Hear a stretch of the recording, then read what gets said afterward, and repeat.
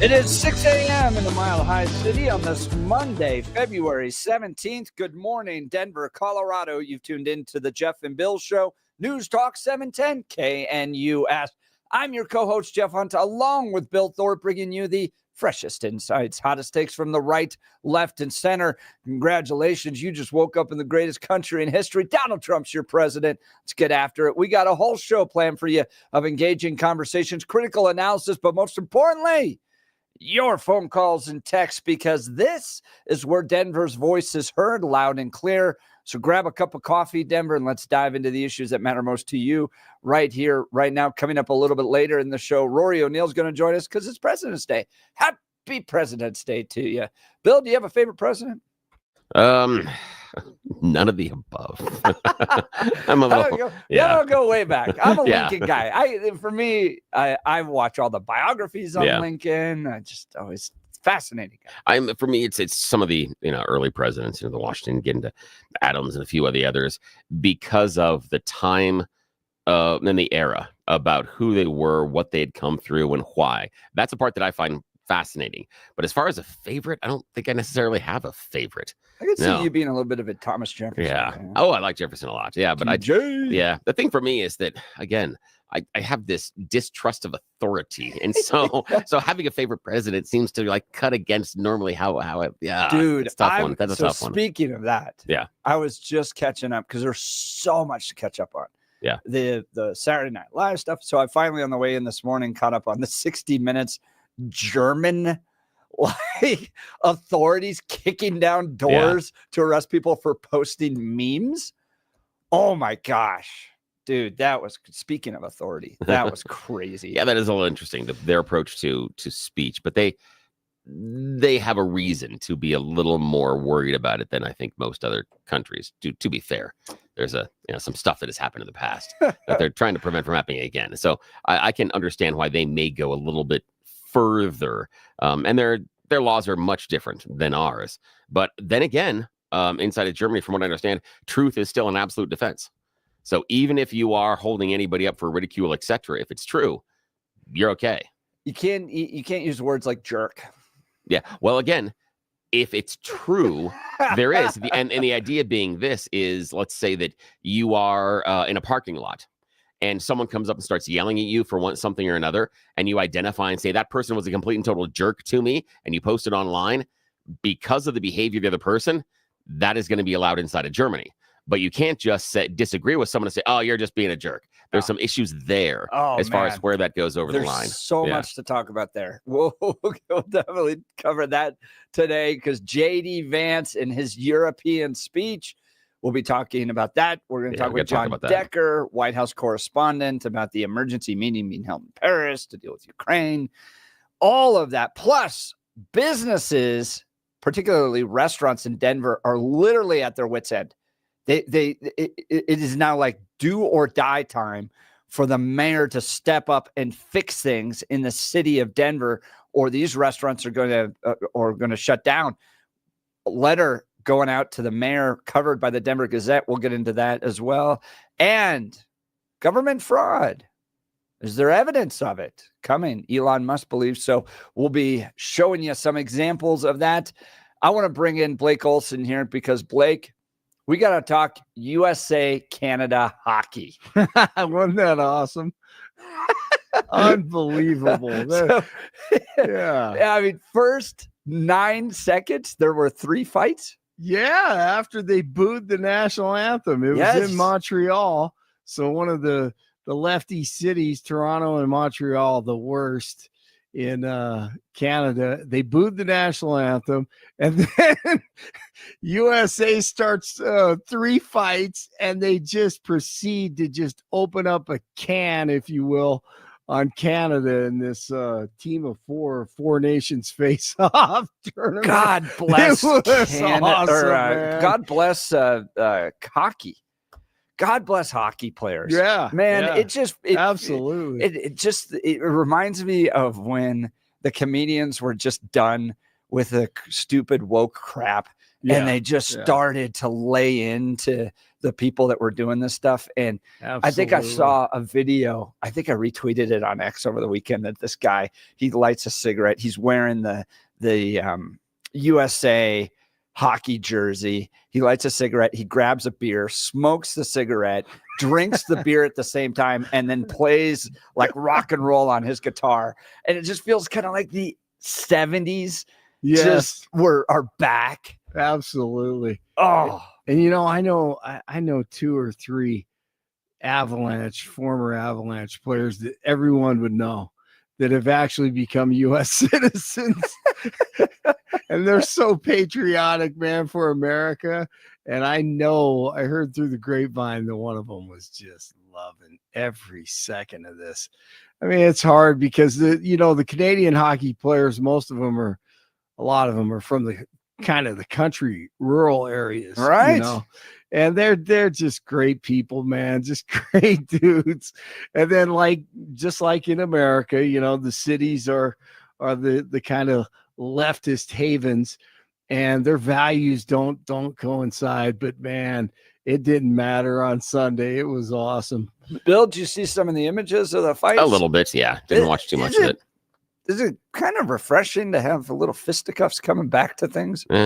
No, not necessarily. No.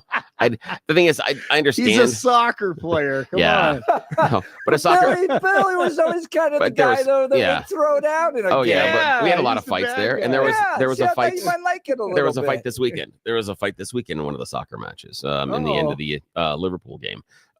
So who slapped who? No, there were punches and stuff like that. Come on. Yeah. The thing there for were me, no fists in that. Well, the thing is, I mean, at least it's not like the NFL where you punch someone in their helmet. That's true. just ridiculous. That's pretty That's stupid. just really dumb. The thing for me is I understand and I appreciate the idea of having the enforcer, but I'm not certain it's necessarily effective anymore. I'm not certain that the enforcer stops things from happening. Yeah, I'm right there with. Yeah, I don't like hockey fights. If it was, that's what But in this case, if it did what it was supposed to do, then I could maybe acquiesce a little bit more and say, okay, keep the fighting in hockey. But it doesn't tamp down on the plays that the other team is doing. So I disagree with it. I think there are other ways that you can enforce that. They can enforce that kind of a thing. And some of our things like hard checks and some other things, going after, hitting their superstar really hard. There's some other things that you can do on the ice. But it's entertaining. I'll tell you, I'm no fan of Joe Biden. Yeah. But the one moment where I was like, I kind of like this guy was when he was like, Corn Pop and I would have gone out back and finished this guy off. I was like, I'm not advocating for violence, but too bad it wasn't true. A little throwdown every once in a while, I think sets things straight. But that wasn't even about hockey. It was about hockey. But that was about Canada. I'm not a big America. hockey fan in the sense like I follow it, but right.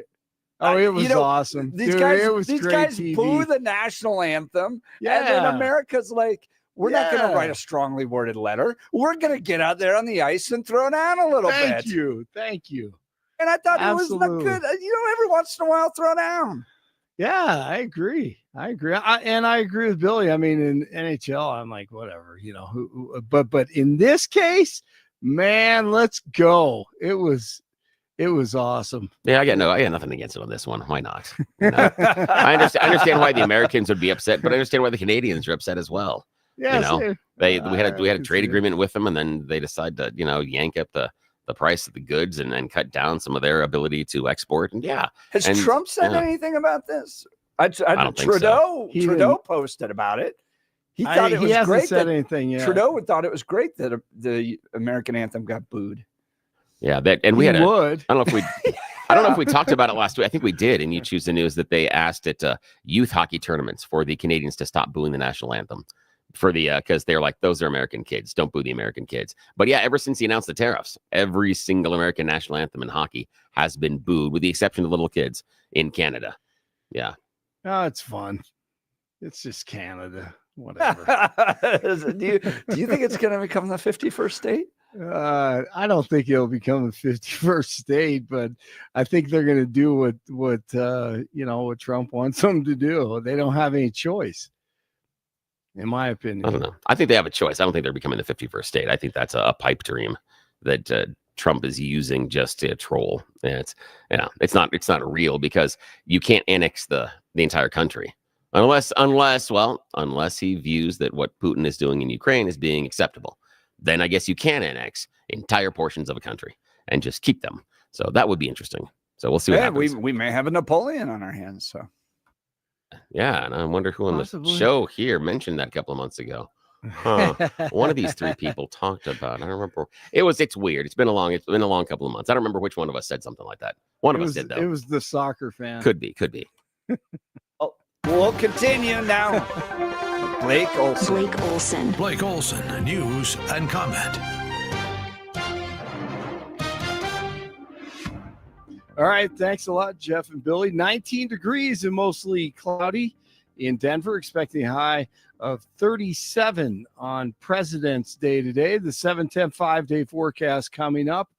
Our top story, a missing CU Boulder student's body may have been found. The Boulder County Sheriff's Office said they were notified that a woman's body had been found near the 40-mile marker of Boulder Canyon. The woman matched the description of the 18-year-old Megan Trussell, who went missing from her residence hall on February 9th. The identification is pending confirmation from the coroner's office, as well as the cause and manner of her death. The search for a missing snowboarder is expected to resume today in Eagle County. A Denver area man was reported missing Friday afternoon. The Vail Ski Patrol and Vail Mountain Rescue are assisting with the search for the 26-year-old named Connor Gill. The Eagle County Sheriff's Office says that today's search will be slightly smaller due to heavy snow and the need to let searchers rest. Police investigating the deaths of two men in a shooting in Aurora last night in Generals Park. There were reports of a domestic violence incident between a 63-year-old man and a 45-year-old woman. Police found a 31-year-old dead with a gunshot wound. The 63-year-old man also suffered a gunshot wound and had to be taken to a hospital for treatment. He later died from his injuries. The woman was taken to the hospital, but authorities say she was not involved in the shooting. I think it's great for the country. Our country is doing well again, and we have spirit all over the world. There's spirit again. We brought it back, and it's been less than 4 weeks. So you'll see what we do in a little period of time. It's going to only get better, but this is very exciting. What a patriotic day at Daytona Sunday. 47 was there. Second time he's done this. The Beast. His car was the pace car, and the drivers were loving it. He's going to pace the field? Yep. Love it. Gosh, it's awesome. You know, Mike, people ask me, do you miss it? Are you jealous of those competitors out there? Today, right now, I am. I would love to be in this Daytona 500 field out there competing today. This is just so special. I think that was Jeff Gordon. Not certain. It's so fun. Isn't that cool? It's fun to have a president that's kind of a character out there doing this type of stuff, going to the Super Bowl, going to the Daytona 500, having fun. Yep. And they treated him like a president. Imagine that. The other guy would just wander up to a Delaware beach and sit on his butt. Here's DJT talking to the field and the drivers as he went around the track on the radio. This is your favorite president. I'm a big fan. I am a really big fan of you people that you do this. I don't know, but I just want you to be safe. You're talented people, and you're great people and great Americans.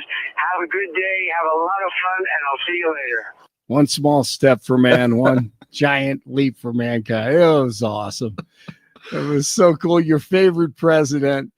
But did you notice how NASCAR, I love it, DJT gets like 6 seconds in the Super Bowl. Oh, yeah, and the president happens to be here, and they do the interview with him. But at Daytona, NASCAR, man, they had, probably 15 minutes with shots of Trump. It was awesome. That is so fun. America's back, baby. America is back. It was a big win for America. So as we talked about earlier, 4 nations face off semifinals, USA, Canada, hockey. The national anthem is booed in Montreal, and then USA starts 3 fights, and here's some of it.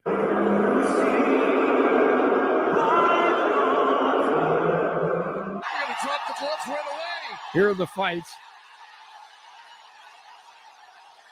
Sam Bennett, Brady Kachuk. What a tilt. And some goals. And they were playing Freebird the whole time, at least after the goals. And hey, you know what? That's what hockey's all about. Between the nations, man, that was some great entertainment there. Ukrainian president. Before you move off hockey, is Russia still a good hockey team? Like as far as I know, when my mind goes to American hockey, it goes to the Miracle. In 1981, I think that was. Are they still good? They're not as good as they were during the Soviet Union because they have fewer countries to draw from. So it would be the idea that we draw only the American team from East Coast states. So when you cut off part of what the USSR used to be, they're not as powerful because they don't have as many places to pull things from. That's another reason to just take over Canada. Right. We can have all their hockey guys. Well, on that's our one of the too. reasons. I think that's a good idea. And then they wouldn't have to play this game like, I want to stay in Canada. No, I want to move to Phoenix and play hockey. And then we'll pass a law that if you boo the national anthem, you get kicked off the team, or if you kneel, you get kicked off the team, and then we'll make all those Canadians stand for our national anthem. Exactly. And now we know why Russia was invading Ukraine, and all these ways. It wasn't just the bioweapons and what NATO has done. Let's see here. Ukrainian President Zelensky. Oh yeah, he says his country won't recognize any of its territory occupied by Russia as a part of Russia. Zelensky said no amount of negotiations will get Ukraine to change its borders. DJT said it's unlikely Ukraine will get back all of the territory it's lost as a part of a peace deal. And 47 said that, Putin is actually ready for all this to end. I think he wants to stop fighting. I see that. We spoke long and hard. Steve Witkoff was with him for a very extended period, like about 3 hours. I think he wants to stop fighting. They have a big, powerful machine. You understand that. And they defeated Hitler and they defeated Napoleon. They've been fighting a long time. They've done it before. And but I think he'd like this. I think he would like to stop fighting. There's just so much stuff going on. It's day 500 since October 7th, Hamas attack on Israel. Everything is happening with that. We'll have more on that throughout the morning. News brought to you by Lair Fireplace and Patio, Denver's premier source for everything fireplace, patio, and grills, locally owned and operated since 1954, online at lairfireplacepatio.com. Here's some profound just wisdom from Kamala Khan, who is on Broadway backstage talking to the actors. But I believe we fight for something, not against it.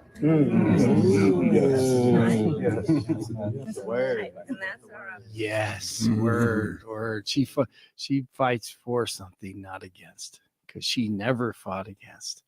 Wow, we were so close to disaster with her. Thank God.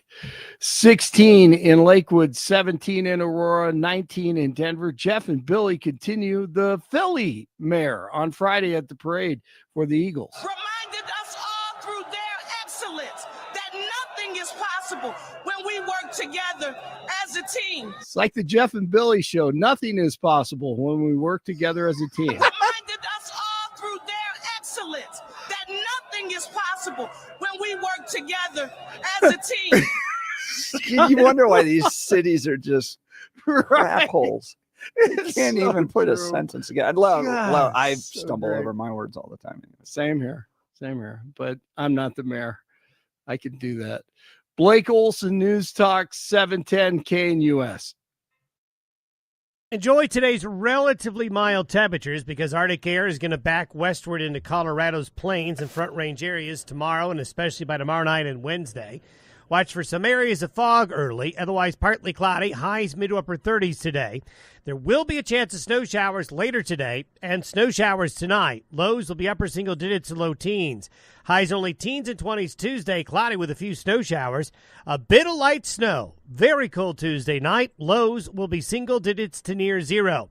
Highs only lower 20s with a chance of snow showers Wednesday. Meteorologist Don Day in the 710 KNUS Weather Center.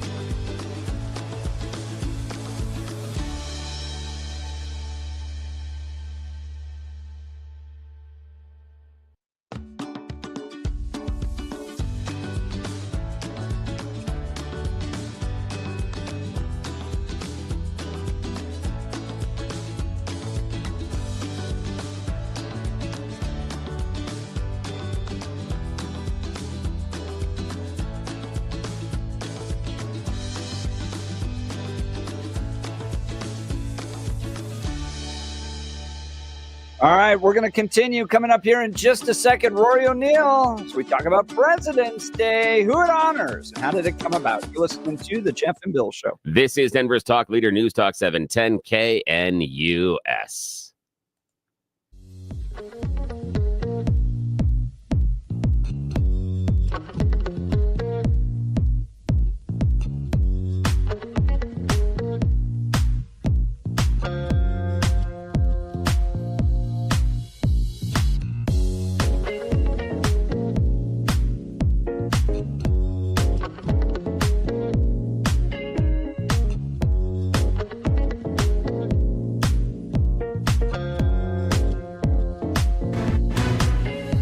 At this hour, I'm Christina Owayo in Dallas, and here are your top stories. The U.S. Army has been redirecting hundreds of millions of dollars it collected for soldiers living in barracks away from food services under Joe Biden, according to a report.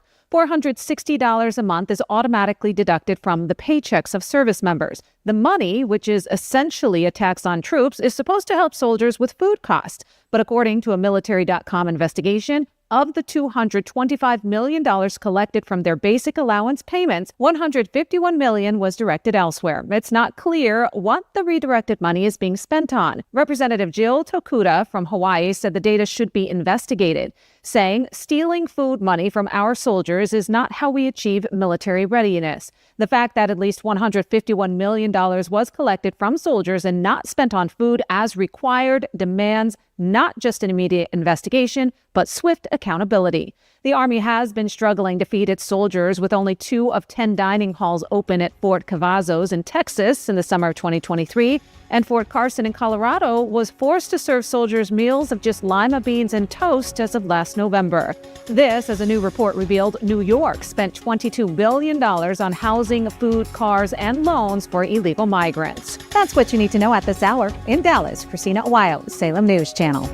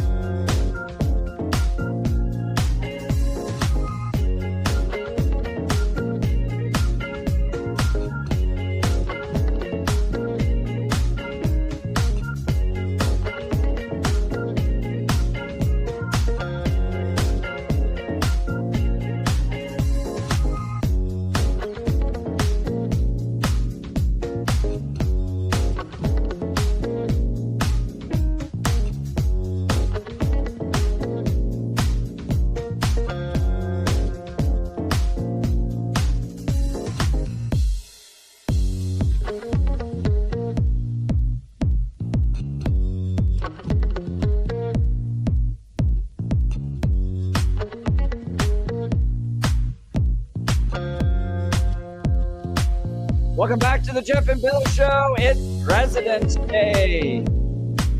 Who are we honoring? How did it come about?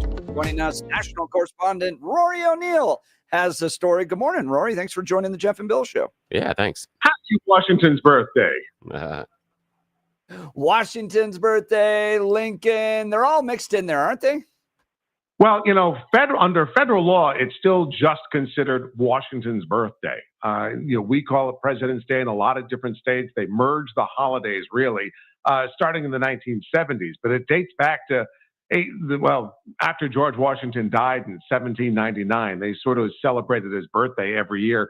And then they finally made it official in 1879, making Washington's birthday a holiday for February 22nd. But what they did was in the 1960s and 70s, they created this Uniform Monday Holiday Act. So that meant that Washington's birthday and Columbus Day, Memorial Day, Veterans Day, they all became Monday holidays in order to, pump up some economic revenue, to give people extra time off, and to actually make sure there's less absenteeism on the job.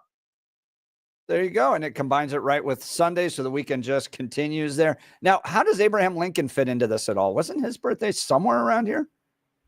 February 12th is Lincoln's birthday. So they're 10 days apart. Some states, like Illinois, still celebrate it as a holiday. But it sort of varies by state as to how this is recognized. Some states, there is school today. Others, it's not. I just got to note the local courthouse here is putting out on social media, hey, if you got your jury summons for Monday, you got to be here today. So it's all over the map, except we can pretty much be sure about the federal guidelines. There's no mail service today. Wall Street's closed. No federal offices are open. But as it relates to your town, whether or not your bank is open, the big chain banks are closed, but your local bank or credit union may be open. So assume it's closed, but don't rule it out altogether. My kids are out today. They're still sleeping in. Rory O'Neill from NBC News. Thanks so much for taking time to join the Jeff and Bill Show this morning. Yeah, thank you. Thanks, guys. All right. Bill, I kind of feel like President's Day, I wish it would go back to Washington's Day. President's Day is just so, look, there's like you pointed out, first part of this hour, there's a lot of presidents out there I don't want to celebrate. So when you lump them all together, I'm kind of like, meh. Washington, though, Lincoln, those are my boys, man. I could celebrate them. A little Washington Lincoln holiday. I'm going to hijack the show here a little bit. Please. Can even tell you about this one. Did you see about the idea of creating Trump's birthday and Flag Day as a holiday? Fantastic.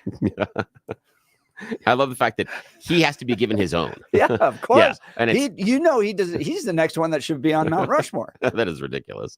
Oh, and the funny thing is, the lawmaker that proposed it tries to create a veneer of celebrating Flag Day and then proposes it as Trump's birthday and Flag Day. Like, hang on a sec here. And the other part that I find hilarious about this is the time in which we are moaning, complaining about these lazy government workers and that nobody wants to work. The one thing that they want to do is create another federal holiday. Well, this is where I kind of broke with my conservative friends, because I love Juneteenth. I go down to 5 Points and celebrate Juneteenth. I take my kids down there. Yeah. We have fun, all that stuff. Let me help remind people why the Republican Party was formed: to end slavery. And then we get a holiday that allows us to go downtown and celebrate the end of slavery. I think Republicans should claim the whole thing. Hey, we got this holiday because of the work our party did. And they should own it and throw parties and take the day off and have nice barbecues and go celebrate with black, white, Hispanic, everybody together. I disagree with some of the conservative takes on it. I understand their critique. We have one Independence Day, but not everybody in America got to celebrate their independence. No. I guess from England, but they're still in slavery. We worked hard as a party to bring an end to slavery. We should celebrate. That's a good point. I agree. I think Juneteenth doesn't get the the attention that it should. But President's Day, for me, I don't know. Do we need Washington's birthday, Lincoln's birthday? And then how do you decide? I mean, after we do Washington, Lincoln, it's kind of difficult to get towards anybody else. And then you're just creating 2 days at that point. Like, I don't know. I'm 6 of one, half a dozen of another. And part of it being because government offices being closed and schools being closed. I am not super excited. And again, I have a lot of people in my family that work in education. Not super excited about the number of days that school kids get off. Not real happy about that one. That's kind of an issue for me. The idea when we talk about achievement and some other stuff, and I think that we're focused in the wrong areas at times, but I think that also has something to do with it, is damn, they get a lot of days off. I don't know about your kids. My house was very dark this morning. Yeah, I don't know. I don't know about your kids. Your kids got the next 2 days off, today and tomorrow? They had Friday. And there we go. Yeah, because today it's today, and then tomorrow's a non-contact day. Yeah. Yeah, great. Why can't today be the non-contact day? I don't know. No one's contacting anybody today. I'm a little surly on this one. Yeah, it's just they're always taking days off. I think it would be more meaningful if we went back to just celebrate Washington's birthday. He's the first president. Yeah, Lincoln's my favorite, but Washington's the first. Did a fantastic job. Led in the Revolutionary War. Barely won that thing. Crosses the Delaware on Christmas Eve night, and takes the Hessians captive. I mean, what a great guy to celebrate. Because then he sets the standard and tone for all the other presidents we want to have in this country. It reminds us of that. Then everything's lumped together with President's Day, and half those guys I didn't like. Yeah. So the part for waters me it down that I would love to see Washington elevated again is the part that I think is fascinating about him, that he walks away from a possible third term. Yeah. That idea at a time in which he could have set the standard, could have done anything that he wanted to, and that he decides the best thing is for him not to continue to have this amount of power. The way that person, President Washington, is wired in order to make that choice is fascinating, because that's a choice that I submit the vast majority of Americans would not be able to make. There's so many that would not be able to make that. And if you disagree with me, I reference you to Congress. Take a look over there. Look at all the people there that are obviously past their expiration date and still try to tell us they're there doing the people's work. Yeah. Well, and I've spent quite a bit of time reading about Washington, visited Mount Vernon a number of times, taking the tours, talked to all that. The guy just loved to work outside. Yeah. I mean, that's partly why he died. He was out tending to his orchard in a cold snap in the winter, basically, and then developed an infection in his throat that swelled up so much they ended up dying. Yeah. I wonder, too, if he just got to the point where my wife and I joke about this all the time, because we're not in politics because our kids are at home. Yeah. And we're spending our time with our kids. We're like highly devoted to that because we watch political families fall apart all the time. And then we might get into politics later in life. But I joke with my wife all the time, we're going to hit our 50s and 60s and just go, I'd rather just hang out on the ranch. Yeah, that is true. And not do that. Washington loved that. Okay, so one of my favorite stories of Washington was his first battle. Okay. As a pretty senior lieutenant. He was serving in the English army. And this was in the French and American War. And there was a battle just outside Pittsburgh where they thought they were going to be able to take a fort relatively easily, but they came upon Native Americans and the French that fought like out of the bushes, and trees and forests and all that stuff, and ended up killing the general who was in charge of the English unit that was marching to take this fort. So upon his deathbed, he orders Washington to retreat, organize the troops, and do an organized retreat. He's like 23, 24, 25 at the time. And he rides into the battle. He has multiple horses shot from underneath him. He, at the end of the battle, will have 4 bullet holes in his jacket. That's how close he was to getting hit. He organizes a retreat, saves the lives of the English guys, and then that's when he really moves to national prominence in America, is not because of a victory, but because of an organized retreat. That's interesting. Isn't that fast? His first major battle was a loss. Was run away. Right. Run away. But he was able to save the lives. Right. But he was able to save the lives of his fellow Englishmen. And he starts to become known as this great leader because he was able to do so. Oh, that's cool. Isn't that crazy? That is really neat. Multiple horses shot out from underneath him, 4 bullet holes in his jacket. And then later years later, they would talk to the Indians that fought in that battle. Yeah. And they were like, it seemed like there was some form of protection on him. Oh, wow. They were trying to shoot him. They were trying to kill this guy. And bullets were just barely missing. Just missing. Oh, that's fantastic. Oh, wow. As I love that story about Washington. It's a good reminder, too. You don't always win everything. No, you don't. No, it's sometimes knowing when to retreat is very, very valiant. But note to anybody who's married. You understand that deeply. Do you ever? Yes. Strategic retreat. Yes, it's very, very smart at times. Yes, I'm sorry. It's totally my fault, dear. Yes, I was an idiot. I'm sorry. I will clean it up right away. Oh, that was good. By the way, that was Valentine's Day week. I hope everybody had. Did you have a good Valentine's? Yeah, it was nice. It was cool. You know, we were somewhat mellow at home. I know that you took Mrs. Jeff out to the melting pot out in Littleton. How was that? Take a picture of the receipt. Yeah. Oh yeah, you do that. Yeah, you got to use that app. So how was that? How was dinner? Oh, it was fantastic. That's wonderful. That's wonderful. I purchased the deluxe romance package. Ooh, what does that mean? So, flower petals, dozen roses, little candles around the table. Oh, how cute! Oh, that's adorable. Yeah, melting pot did great, folks. That's always fantastic. A good time.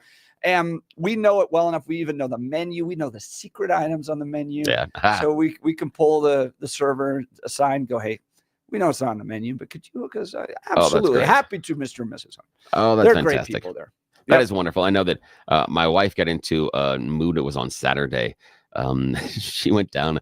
I don't know if I'm sure you've seen it. The video at the First We Feast channel where they do hot ones, where they do the wing taste. Sure, yeah. So she was watching some of those, and she comes down about middle of the afternoon. She was upstairs because my son and I were doing something else in the front room, playing video games. And she's like, "I'm thinking wings tonight." I'm like, "Hey, all right," because we're just we did wings for Super Bowl, and I was like, "That's an interesting one." She goes, "I'm watching the hot ones thing. I'm doing this. These are hilarious. I want wings." Is my I'm like, command. Absolutely. So we've got a nice little place in the neighborhood that does well, and so I started off and asked her, "Well, how many? How about this?" And she's like, "How about more?" I'm like, "How about this? More?" I'm like, "All righty, we're going all in." Yeah, we went and we got 60 wings. Yeah, in addition For to how many people? Well, there were 6 of us, but still, that's 10 apiece. It's not bad. Yeah, that's pretty good. We ordered 30 for our family. Oh yeah, we did 60, and the part of it was we wanted to go from 50 to 60 because then we could choose 6 sauces. And so we're like, she's like, "No, but I want this one too." I'm like, all done, not a problem. Well, so did that one and then did husband stars. Good job, Bill. The other part is, here's the thing is, all I have to do is go pick it up. I don't have to make any of it. That is, this is great. This is a wonderful idea. Pork loin turn out. Oh yeah, good Friday. Yeah, that was Friday. The pork loin's fantastic. It's an easy one, and as I told Jeff off the air, I ran into something at the grocery store a number of months ago where it looked like it was a bottle with a huge hypodermic syringe attached to it. And if you know me, I'm like, I obviously have to buy this. How can I not? It would be a crime for me to walk by this thing with a huge needle on it and not buy it. I got to figure out what the hell this is. And it allows you to inject the marinade deep into the tissues of the muscle. And so it's really kind of nice to get inside there. And it does a really, really good job. So yeah, did that one. It came out well, but she knows how I do the pork tenderloin, so it was nothing spectacular. And then you do the vegetables, roast the vegetables, of course, in the oven, and then do the mashed potatoes that are super easy. So yeah, that was a nice one. It was nice. The part is that years ago, my wife was kind of like, "I'm already your Valentine. You don't have to really go over the top." I'm like, "Yes, I love you even more now." Yeah. Well, it's President's Day. Would love to hear from you all. Your favorite president. Give us a call, 303-696-1971, or text us on the Dan Caplis Law text line, 720-819-5115, 720-819-5115. Lincoln, my favorite, Washington right there. And the movie with Daniel Day-Lewis on Lincoln was just, man, I could watch that all the time. The ending, when the other thing I loved about that movie was they show actually how politics is done, and they have the little secret group of people. Did you ever see that movie? Daniel Day-Lewis's Lincoln. Oh yes, yeah, I did. Yeah, I had to think about it. Yeah, I did. They've got the people in the room. Yeah, and they're going to go offer patronages to all the Democrats to support the amendment that was going to end slavery. And then it comes down to a final battle and all the stuff, and Lincoln's just sitting there reading to his son when you hear the church bells ring. That is like one of the best moments in movie Yeah, that was good. Oh my gosh, it still gets me every time. So, who's your favorite president? It's President's Day. Give us a call. I especially want to hear from all you Jimmy Carter fans. All right, so speaking of winning out there, I want to talk to you about my friend Dan Caplis and Dan Caplis Law. I've known Dan for well over a decade. He's pro-life, pro-family, pro-faith, pro-America. That matters because who you choose to represent you in an injury case says a lot about you to everybody involved in the case. Dan Caplis, while a great guy, solid on the values, right there with us. What really matters is that he's a winner in the courtroom. Dan is believed to be the only lawyer in Colorado history to win 5 straight multi-million-dollar verdicts in Colorado crash cases. Dan is also believed to have won the largest truck crash verdict in Colorado history. Dan Caplis Law is so trusted that he's the official law firm partner of the Denver Nuggets and the Colorado Avalanche. Dan Caplis Law is a serious firm for serious cases. Dan accepts righteous injury cases on a percentage fee basis so that he can represent good people from all walks of life without regard to ability to pay. So if you need Dan's help, give him a call. Here it is. Here's the phone number, 303-770-5551. That's 303-770-5551, or hit dancaplisLaw.com. That's Dan, CAPLIS Law.com. 2775. Discuss the libertarian take on Lincoln. They don't like him. Yeah, I know. I've heard some of those arguments. We're the founders deists. No, some were. I mean, like mostly Jefferson, but most were Bible-believing Christians. All right. We'll get to all this. Feel free to call us and join the conversation. You're listening to The Jeff and Bill Show. This is Denver's Talk Leader, News Talk 710 KNUS.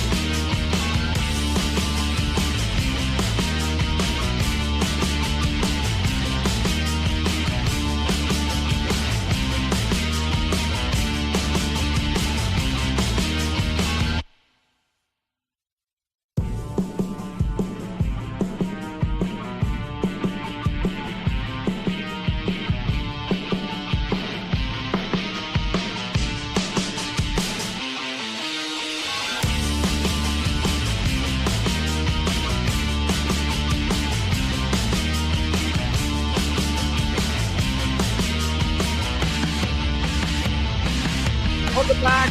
Jeff and Bill Show. That time of the morning. Yes. It is that time of the morning where we take our careers in our hands and make some questionable decisions, something we call You Choose the News. Yes, it's America's favorite fake radio news game show. I've spent moments this morning scouring the interwebs to find really, really dumb stories about us humans. It's remarkably easy. And then I gave them even more ridiculous headlines so that we can play this fake radio news game show. Why? Because nobody in charge wakes up until 7 o'clock. So we have a little bit of time here to be silly and waste valuable airtime, because this is what happens when Jeff and I are left unsupervised. Note to our parents. Yes, there are still stories you haven't heard. Okay, that's for another day, though. Alrighty, Blake Olson is going to join us from the newsroom. Gentlemen, here are your stories this morning. Headline number 1, hidden heritage. Headline number 2, police unable to crack the case. Headline number 3, have you checked the basement? And headline number 4, kids today have no work ethic. Mr. Hunt, let's your check choice, the sir. basement first. Yeah, we got to make sure to check the basement for anything you might have lost. And recently, in England, they were going around and they're going to demolish an apartment building, and they figured, hey, or no, I'm sorry, it was an office building, and they said, hey, maybe we should go around and check the basement. Oh my God, is it that lost basilica we've been looking all over London for? A basilica that is more than 2,000 years old was found in the basement of an office building on Grace Church Street that was about to be demolished and redeveloped. Basically, it's a wall. They found walls made of limestone from Kent. It formed an imposing building. The basilica would have been about 20 meters long, 20 meters wide, and about 12 meters high. It is the heart of Roman London at the time. Wow. The basilica is basically a town hall. It would have been a big open market square with a range of shops and offices around the outside. It's a place you would come to do business and also get your court cases sorted out, pay your taxes. It's where laws were made, decisions were made about London at the time, and also about the rest of the country. Wow. They believe it was built right around 80 AD, just a few decades after the Romans invaded Britain, and found in Londinium. That's the Roman name for the city at the time. And it actually is technically only a mile square, the original foundation of London. But yes, they're going to knock down this building. They found a 2,000-year-old basilica in the basement. Wow. Yeah, isn't that crazy? There's nothing that cool in my basement. So they go down into the basement, and have you seen images of it? Yeah, see what it looks like? They started breaking it, and yeah, they've got small walls. They're about 3-4 feet high, and they've got pieces of it, but they're like, oh my God, as they started to get underneath where there's basements in the kind of a sub-basement area, they're like, this is crazy. How did nobody know this was down here before? But then again, it's in the basement. Not many kids go in the basement. Right. It's dark and scary. It is. So, yeah, I know. The only thing I find is laundry in our basement. Well, I watched Blair Witch Project about the time that burned into my head for the rest of my life. Oh yeah, that's one that camera was so shaky. Blair Witch Project. That was fun. I had a Blair Witch Project T-shirt when the thing came out for the promotional stand things. In the corner, little Billy. Yeah, that was funny. Okay, alrighty. Blake Olson in the news department, sir. Hidden heritage, police unable to crack the case, or kids today have no work ethic. Let's go with hidden heritage. Yeah, hidden heritage.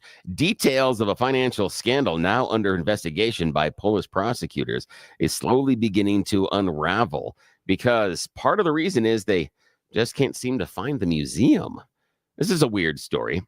Several years ago, there was money that was set aside, roughly about $5.1 million from the Polish Ministry of Culture, that was going to be used to create the Christian National Heritage Museum. They even picked out a site for it at 64A Powinska Street in the district of Warsaw. It was bought in about 2022. And then they looked at documents and they did some audits and they figured out, has anybody seen the museum? They got the money, but they never actually did anything to build the museum. Guy's beach house. Yes. So they found numerous irregularities. They didn't realize the museum was actually supposed to be created, but it was complete fiction. They said, yeah, they filed some of the paperwork, but never went any further than just the basic paperwork and then taking the government money to purchase the building. They bought the building and then nothing. Haven't done anything. Yes. Doge. Yeah. Right. The thing is, they're talking about if they actually were going to go ahead and try to build a museum right now because of time and a bunch of other stuff, it would cost them an additional $10.3 million. Yeah. Yeah. Absolutely. So especially in Poland. Exactly. It's just like, I'm like, how did nobody notice the museum wasn't there? Like, someone would go, hey, I'm going to go see no, I mean, not on any maps. No, nothing as far as the government went to check to see if they actually built the museum after they cut the check for them. No, not at all. No. No, didn't even care. Man. I know. How the hell does that work? That's sad. Yeah, in other words, during our summer vacation, Jeff, Blake, and I are going to go to Poland and start a museum. Yeah, because evidently Poland's they don't got check. a lot of good things going on. We're just taking the money and coming home. You don't have to check. Yeah, You don't have to build there you anything go. there. Evidently, we can just say we're going to, and then Yeah. just do whatever we Why need to not? with it. Yeah, I think that's a great love idea. it. No, Alrighty, I think that's cool. our final choice this morning: Jeff Hunt. Police unable to crack the case, or kids today have no work ethic. Let's go with the kids that have no work ethic. Yeah, kids today have no work ethic. You feel me on this one? And that's especially when you listen to Giancarlo Romano. You may not know that name, but you would if you were in Italy, especially if you were the Italian police. Giancarlo was a former mob boss that was killed about a year ago. And as investigations, they're trying to crack down on the mafia influence in Italy. Giancarlo famously said, kids today have no work ethic. Part of the problem the police are running into is that the Italian mafia is having problems recruiting kids because they don't want to do all the dirty work. They just want to be on the tickety talks and do the social media. They don't understand what actual mob businesses around is doing. They're like, we got a new generation of gang bosses, and they want to get into encrypted mobile phones and cryptocurrency and stuff like that. They're not really about, fixing things and doing the drug crimes, the money laundering, the stuff that really brings in the business. I mean, online gambling is helping, but seriously, kids, we can't do cryptocurrency transactions and make a lot of money. So yes, the Italian police are stepping in. They're trying to stop the mafia from rebuilding in Sicily. And they're finding that a lot of times the low-level employees aren't really that enthused about it. And the mafia is complaining that the kids these days, they really don't have any work ethic. They don't want to show up and do the hard thing about, burning down other people's buildings or collecting racket money and things like that. Stuffing bodies in trunks. Exactly. That's hard Got work. some Venezuelan gangs we can send them. Exactly. We could just do the tickety-talk dances and it'd be fine. Yeah. So I think that's funny that even the mobsters are saying, kids today, they don't want to do hard work. They're such slackers. Those smartphones, man. Exactly. Taking up all of it. Well, that's it. That's the end of You Choose the News. The music's going to kick in here in a second. Back to you, Jeff. Yeah. Well, in the 7:00 hour, John Decker is going to be joining us because European leaders are holding an emergency summit on Monday regarding Ukraine. We're going to have the latest on that. Plus, J.D. Vance's European speech.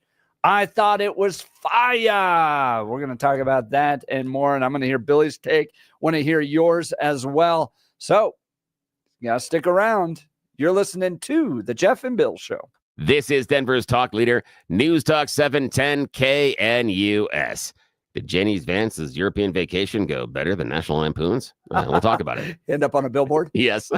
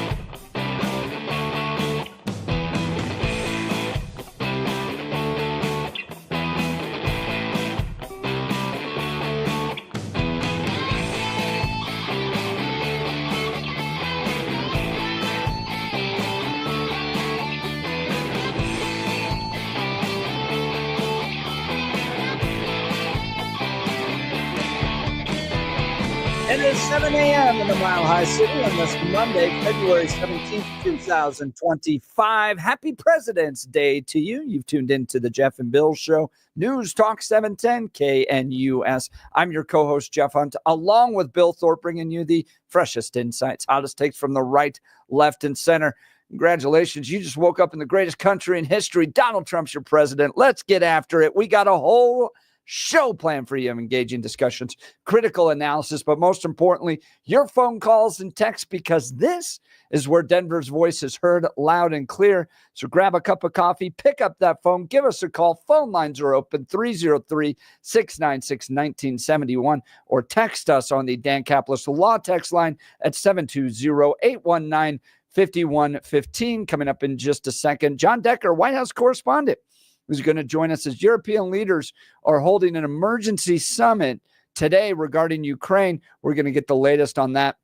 Also want to talk about J.D. Vance's speech at the Munich Security Conference that took place late last week. I thought it was fantastic, calling out the enemy within in Europe. And I was just proven yesterday by this bizarre 60 Minutes episode that dove into the speech laws that Germany has, where they're literally breaking down your door for what you post online. And it doesn't even have to incite violence. It just has to be insulting. You can get fined, have your phones taken away from you. And J.D. Vance calling out these forces within Europe that are threatening democracy. Or did you see it differently? We'll get to that in the 7 o'clock hour. In the 8 o'clock hour, Denver restaurants sending a last-ditch letter to Mayor Mike Johnston saying, you got to fix things now or we're going to be shutting down. We cannot continue to operate under your poor leadership. You're destroying this great city. Get it in line. Very powerful letter. I mean, wild letter. So yeah. Also, I want to remind everybody, we're going to be at IHOP next week. Yeah. They got to come join us. That's exactly right. With us. Yeah. Next Wednesday. Yeah. This is in Greenwood Village. So yes. Come on out. First day out of the city of Denver. Yeah. So somewhat more centralized location than when we went all the way down to, Doug's and Parker. So hopefully everybody can join us. Greenwood Village location. We're going to be out there doing the show live. Come and join us at IHOP. And they even have a very special 710 KNUS breakfast deal for you. $7.10. And you're going to get a ginormous plate of food. We'll talk to you more about it later on. But yeah, come on and join us. So good. And then we'll get into what the Wall Street Journal has been uncovering with regards to government fraud. So much. First, Blake Olson. Blake Olson, news and comment. All right. Thanks a lot, Jeff and Billy. 19 degrees and mostly cloudy in Denver, expecting a high of 37 on President's Day. The 7-10 5-day forecast coming up. Our top story, the IRS is reportedly set to lay off thousands of employees as soon as this week. It's expected that the IRS will be letting go of probationary workers as a part of the DJT's efforts to reduce the federal government workforce. But to me, the big story is what Howard Lutnick, Commerce Secretary, said on the campaign trail months ago. So this is how Donald Trump is going to end it and fix it. Last week, he announced that we're going to return America to greatness by creating the External Revenue Service. Yeah, I want that to happen. I definitely want to see that happen. Tariffs would pay for everything. Let's go. European leaders are holding an emergency summit in Paris today to discuss Russia's ongoing war against Ukraine. 47 talked with Putin about negotiating an end to the war. I think he wants to stop fighting. I see that. We spoke long and hard. Steve Witkoff was with him for a very extended period, like about 3 hours. I think he wants to stop fighting. They have a big, powerful machine. You understand that. And they defeated Hitler and they defeated Napoleon. You know, they've been fighting a long time. They've done it before. And but I think he'd like to. I think he would like to stop fighting. Hey, the search for a missing snowboarder is expected to resume today in Eagle County. A Denver area man was reported missing Friday afternoon. The Vail Ski Patrol and Vail Mountain Rescue are assisting with the search for the 26-year-old Connor Gill. The Eagle County Sheriff's Office says today's search will be slightly smaller due to heavy snow and the need to let searchers rest. A missing CU Boulder student's body may have been found. The Boulder County Sheriff's Office said that they were notified that a woman's body had been found near the 40-mile marker of Boulder Canyon. The woman matched the description of 18-year-old Megan Trussell, who went missing from her residence hall on February 9th. The identification is pending confirmation from the coroner's office as well as the cause and manner of her death. This is your favorite president. I'm a big fan. I am a really big fan of you people that you do this. I don't know, but I just want you to be safe. You're talented people and you're great people and great Americans.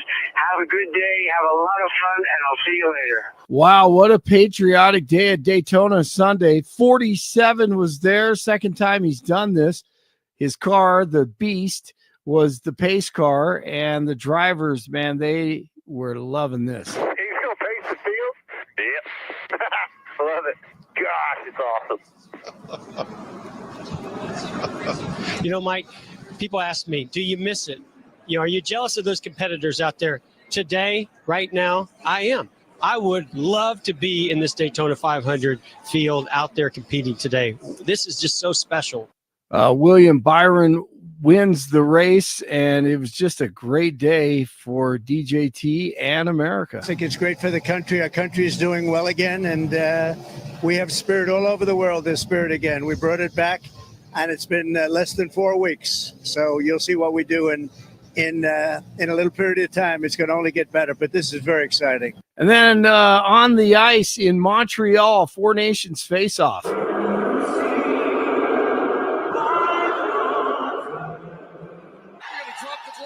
So they booed the national anthem, and then USA and Canada got after it. USA starts 3 fights in like 9 seconds. USA goes up, and they just destroy Canada. 3-1 the final, and then Freebird was played across the country. Hockey fans in America as they celebrated. Wow, I mean, it was crazy action in that thing. So good for hockey, actually. JD Vance was in Germany, as Jeff and Billy were talking about, where they don't have free speech, kind of like Canada. He gave a speech on the state of Europe, and Margaret Brennan had Marco Rubio on her show. She tried to just destroy everything on the boob tube, and Rubio set her straight. Well, he was standing in a country where free speech was weaponized to conduct a genocide. And he met with the head of a political party that has far-right views and some historic ties to extreme groups. The context of that was changing the tone of it.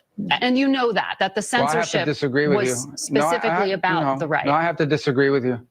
Free speech was not used to conduct a genocide. The genocide was conducted by an authoritarian Nazi regime that happened to also be genocidal because they hated Jews and they hated minorities and they hated those that they had a list of people they hated, but primarily the Jews. There was no free speech in Nazi Germany. There was none. There was also no opposition in Nazi Germany. They were a sole and only party that governed that country. So that's not an accurate reflection of history. I also think it's wrong. Again, I go back to the point of his speech. Okay, the point of his speech was basically that there is an erosion in free speech and intolerance for opposing points of view within Europe, and that's of concern because that is eroding us. Destroyed her. 16 in Arvada, 17 in Lone Tree, 19 in Denver. Jeff and Billy continue. But I believe we fight for something, not against it. Yeah. Blake Olson, News Talk 710 KNUS. Enjoy today's relatively mild temperatures because Arctic air is going to back westward into Colorado's plains and Front Range areas tomorrow and especially by tomorrow night and Wednesday. Watch for some areas of fog early, otherwise partly cloudy, highs mid to upper 30s today. There will be a chance of snow showers later today and snow showers tonight. Lows will be upper single digits to low teens. Highs only teens and 20s Tuesday, cloudy with a few snow showers. A bit of light snow. Very cold Tuesday night. Lows will be single digits to near zero. Highs only lower 20s with a chance of snow showers Wednesday. Meteorologist Don Day in the 710 KNUS Weather Center.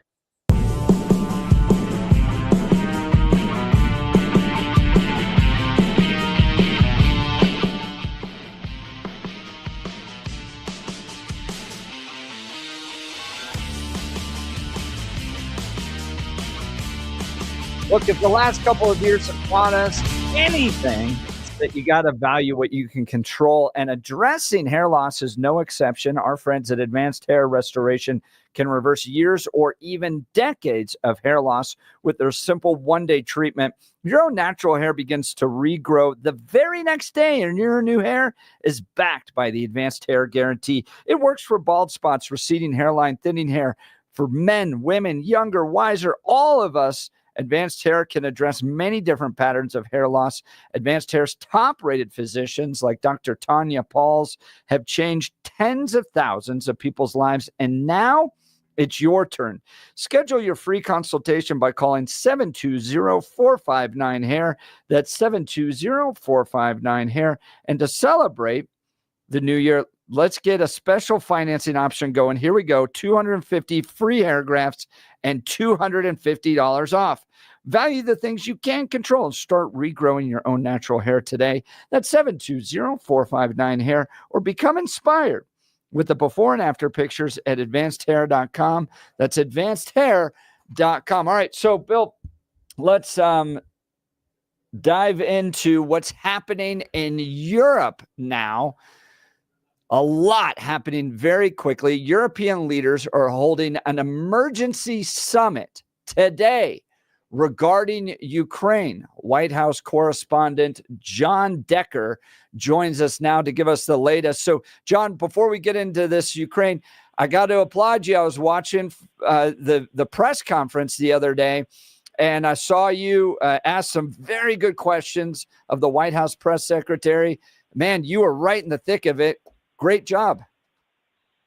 Oh, thanks a lot. Yeah, I've got a good relationship with the new press secretary, Caroline Leavitt, and that's a good thing. And, I have had a relationship that goes back with the Trump folks to their first term in the White House. So I think that, they know me, they trust me, and that's obviously an important thing in terms of getting called on at those press briefings and also at the press conferences involving President Trump as well. Yeah, it was very cool. And I want our listeners to know that, to watch those press conferences, because you are going to hear and see John Decker right there in the midst of it, asking very good questions, not fluff questions. These were good, targeted questions. I think you did a great job. Well, let's talk about the emergency summit taking place about Ukraine. What's going on here? Well, President Macron of France decided to put together this emergency summit with his European counterpart that's taking place in Paris today. And the reason being is because for this initial meeting that's taking place regarding the future of Ukraine, it just involves U.S. and Russian officials, the U.S. delegation being led by our Secretary of State, Marco Rubio. I imagine his counterpart, Russian Foreign Minister Sergei Lavrov, will lead the Russian delegation, but no European representative in terms of a seat at the table, no representative from Ukraine. And I think that's a concern. It's a concern to Europe, which has contributed tens of millions of dollars to helping out Ukraine militarily and economically. I say millions, I meant billions of dollars economically and financially over the course of the past 3 years. And they want to figure out, from the European perspective, what a peace looks like, what security looks like once a peace is ultimately achieved between Russia and Ukraine. Well, John Decker, I know you got a very busy morning. We're going to watch all of this, lots of moving pieces. If anyone missed it, go check out the great interview that Kristen Welker did with the leader of Ukraine on Meet the Press yesterday. It was a very insightful conversation. But John, I know you've got to run. Thanks for taking a few moments to spend with the Jeff and Bill Show today. Oh, thanks for having me on. Always appreciate it. Have a great day, and I'll talk to you real soon. Bye-bye. He always ends with that. Bye-bye. Yeah. I cut him off a couple times. Now we got to wait for that. Bye-bye. Yeah. All right. So basically what's happened is MAGA and the focus of the Trump administration is now turned towards Europe. There was a Munich Security Council speech that took place late last week with J.D. Vance. Here's one aspect of it. The threat that I worry the most about vis-a-vis Europe is not Russia, it's not China, it's not any other external actor. And what I worry about is the threat from within, the retreat of Europe from some of its most fundamental values shared with the United States of America. Now, I was struck that a former European commissioner went on television recently and sounded delighted that the Romanian government had just annulled an entire election. He warned that if things don't go to plan, the very same thing could happen in Germany too. Now, these cavalier statements are shocking to American ears. For years, we've been told that everything we fund and support is in the name of our shared democratic values. Everything from our Ukraine policy to digital censorship is billed as a defense of democracy. But when we see European courts canceling elections and senior officials threatening to cancel others, we ought to ask whether we're holding ourselves to an appropriately high standard. And I say ourselves because I fundamentally believe that we are on the same team. We must do more than talk about democratic values. We must live them. And surprisingly, I watched his entire speech. It's only about 20 minutes. It's not too long. I recommend you go watch it. But not a lot of applause from the folks in the room. On that, there was nothing wrong that he said there. And he's got to call to account some of the problems that we're seeing in Europe. Pro-life leaders being arrested for simply praying outside of abortion clinics. And then CBS News, it was like perfect timing. You know, the media is out there bashing J.D. Vance for his speech, saying he's aligning with the far right. He's aligning with the far right. And don't you know all these problems we had in Europe with the far right? And then 60 Minutes yesterday does this piece. Is it a crime to insult somebody in public? Yes. Yes, it is. And it's a crime to insult them online as well? Yes. The fine could be even higher if you insult someone in the internet. Why? Because in internet, it stays there. If we are talking here face to face, you insult me, I insult you, okay, finish. But if you're in the internet, if I insult you or a politician, that sticks around forever. Yeah. The prosecutors explain German law also prohibits the spread of malicious gossip, violent threats, and fake quotes. If somebody posts something that's not true, and then somebody else reposts it or likes it, are they committing a crime? Yeah, in the case of reposting, it is a crime as well, because the reader can't distinguish whether you just invented this or just reposted it. That's the same for us. The punishment for breaking hate speech laws can include jail time for repeat offenders. Bill, I felt like, J.D. Vance goes and gives this speech, and then you have direct evidence of what J.D. Vance is trying to confront. Played on by 60 Minutes the same night. I think J.D. Vance was exactly right to call out Europe for some of this. Yeah. Why was he so concerned about that and not dealing with Russia and Ukraine? And the other thing that John Decker had pointed out, so the U.S. and Russia are meeting about how to settle the war in Ukraine. First, should the Ukrainians have any voice in this? Well, yeah, they are. So yeah, they're going to start what is the first step is it's going to be U.S. and Russia, and then U.S. and Ukraine, and then they're going to try to bring them together. So, and on Meet the Press, Kristen Welker did a good speech with Zelensky, or a good interview with Zelensky, where they dove into a lot of this. And he wants to have a seat at the table. I think that's right for him to have a seat at the table. I don't think just because the order of the meetings starts with Russia that somehow Ukraine is not going to have a seat at the table. Why wouldn't you start, though, with both parties at the table?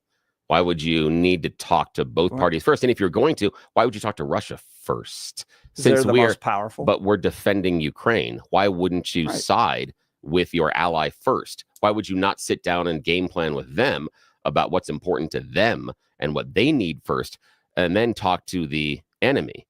I don't understand. This is almost like, Secretary of Defense Hegseth coming out and saying no NATO, and we're not, and Russia doesn't have to give any of the land back, taking away 2 major negotiating chips before Russia has even held a meeting with anybody.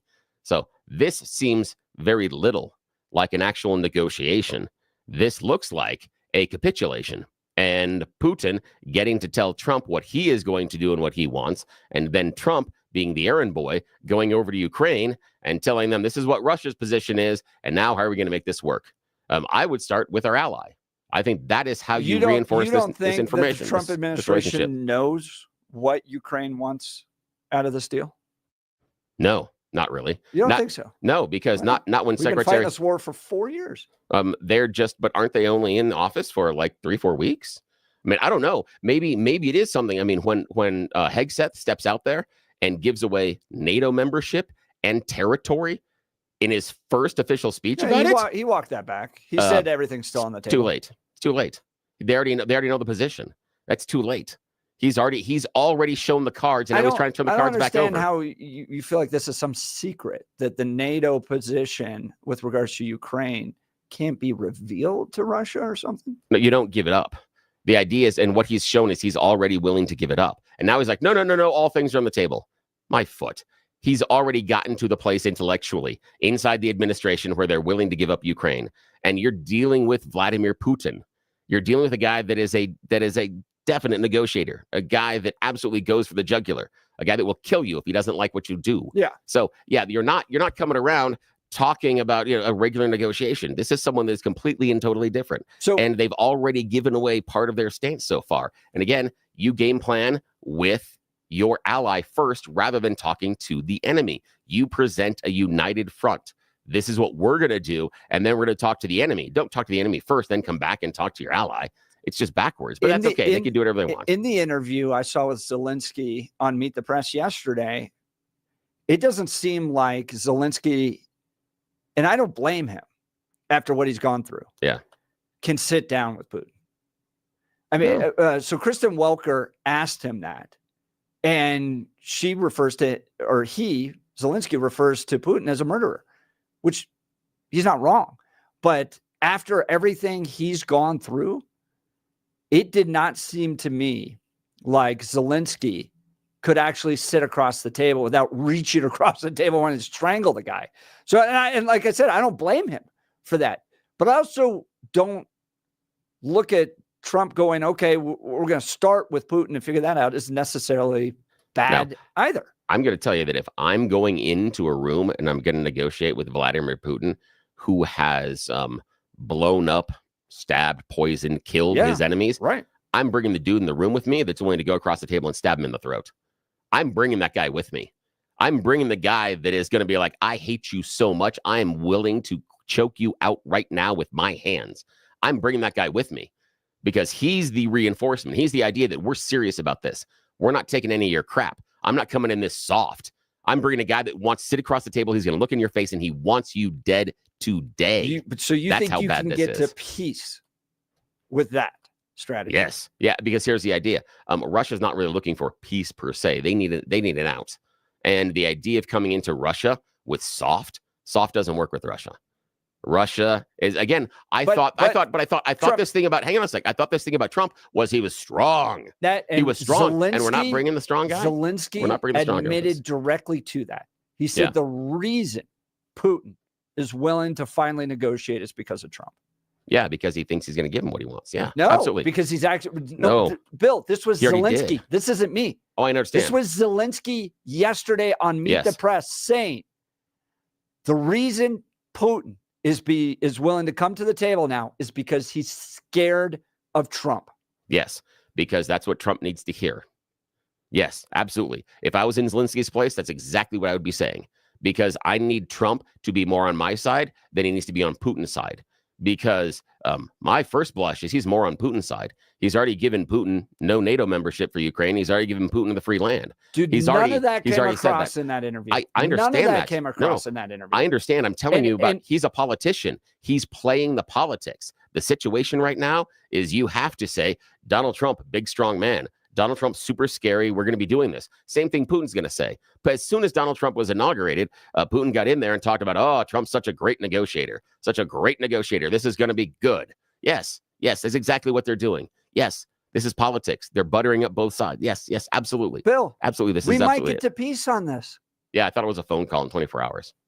We might get there. I know. What's wrong with that? We spent 4 years fighting this under Biden. What's wrong with it? We are giving Russia so far no NATO membership for Ukraine, and we're giving up territory that Russia took illegally. That's the problem. We look if weak. That brings peace. You won't accept that? You won't accept that if it brings peace? No, I don't. So you want to continue to spend money in Ukraine? Yes, I would. Yes, I get that. Yes, I believe. Are you going to go all the way to war with Russia? Depends on what you talk about as far as all the way to war, because I'm not certain that Russia really wants that per se. But yes, I do not think that we should allow Russia to walk in and forcibly take land from another sovereign nation. No, that is not okay with me. And I'm sorry that I'm drawing this line on this. And I find it hard to understand why everybody that's supporting Trump and everybody that's all MAGA and everybody that supports the Constitution and the flag is all like, oh, well, if he invades them, he should be allowed to keep some of the land. No, how about all the land he took? But I understand why that's the presumption, because we're talking about going and taking land from Panama and Denmark. So I get it. And we're talking about taking it from Canada. I understand why we want the idea of if we invade, we get to keep land. I get it. That's the function of what the government's doing right now here in America. All right. Want to hear from you. 303-696-1971. 303-696-1971. Text us on the Dan Caplis Law text line at 720-819-5115. Original conversation, but it's all mixed together. J.D. Vance, European speech in Germany, condemning the enemy from within. These threats to democracy that are taking place within England, France, Germany, absolutely needs to be called out. I'm glad J.D. Vance did that. And I think Trump has a real shot at getting peace. And this is not a war I want America to continue to fund. I sure as hell don't want our sons and daughters to lose their lives over this. And if we've got to figure it out, maybe Ukraine loses a little land. Doesn't bother me as much as an endless war with Russia. Want to hear where you are on all this. 303-696-1971 or text us on the Dan Caplis Law text line at 720-819-5115. We'll get to your phone calls and texts. You're listening to The Jeff and Bill Show. This is Denver's Talk Leader, News Talk 710 KNUS. At this hour, I'm Christina Owayo in Dallas, and here are your top stories. Jack Smith, the former special counsel who brought 2 criminal cases against President Donald Trump, which have since been dismissed and dropped, received $140,000 in free legal services from a prominent Washington law firm last month. The gift from Covington and Burling came in the form of pro bono legal assistance, according to a disclosure Smith filed last month as he was leaving the Justice Department. The reason for the legal services aren't clear. However, President Donald Trump suggested criminal prosecution if Smith was found to have broken the law with the cases and indictments. Earlier this month, Attorney General Pam Bondi directed the Justice Department to examine its weaponization under the Biden administration, specifically mentioning Jack Smith and his staff, who spent more than $50 million of taxpayer money targeting President Trump. FAFO trending on X over the weekend after Canadian fans booed the American national anthem before the sold-out matchup between Team USA and Team Canada. A quick reaction from Team USA, who got into 3 fights within the first 9 seconds, scored 3 unanswered goals, blasted Freebird after each goal, and put a beat down on Team Canada in their own stadium. Many on X saying America is back, and so is American hockey. That's what you need to know at this hour. In Dallas, Christina Owayo, Salem News Channel.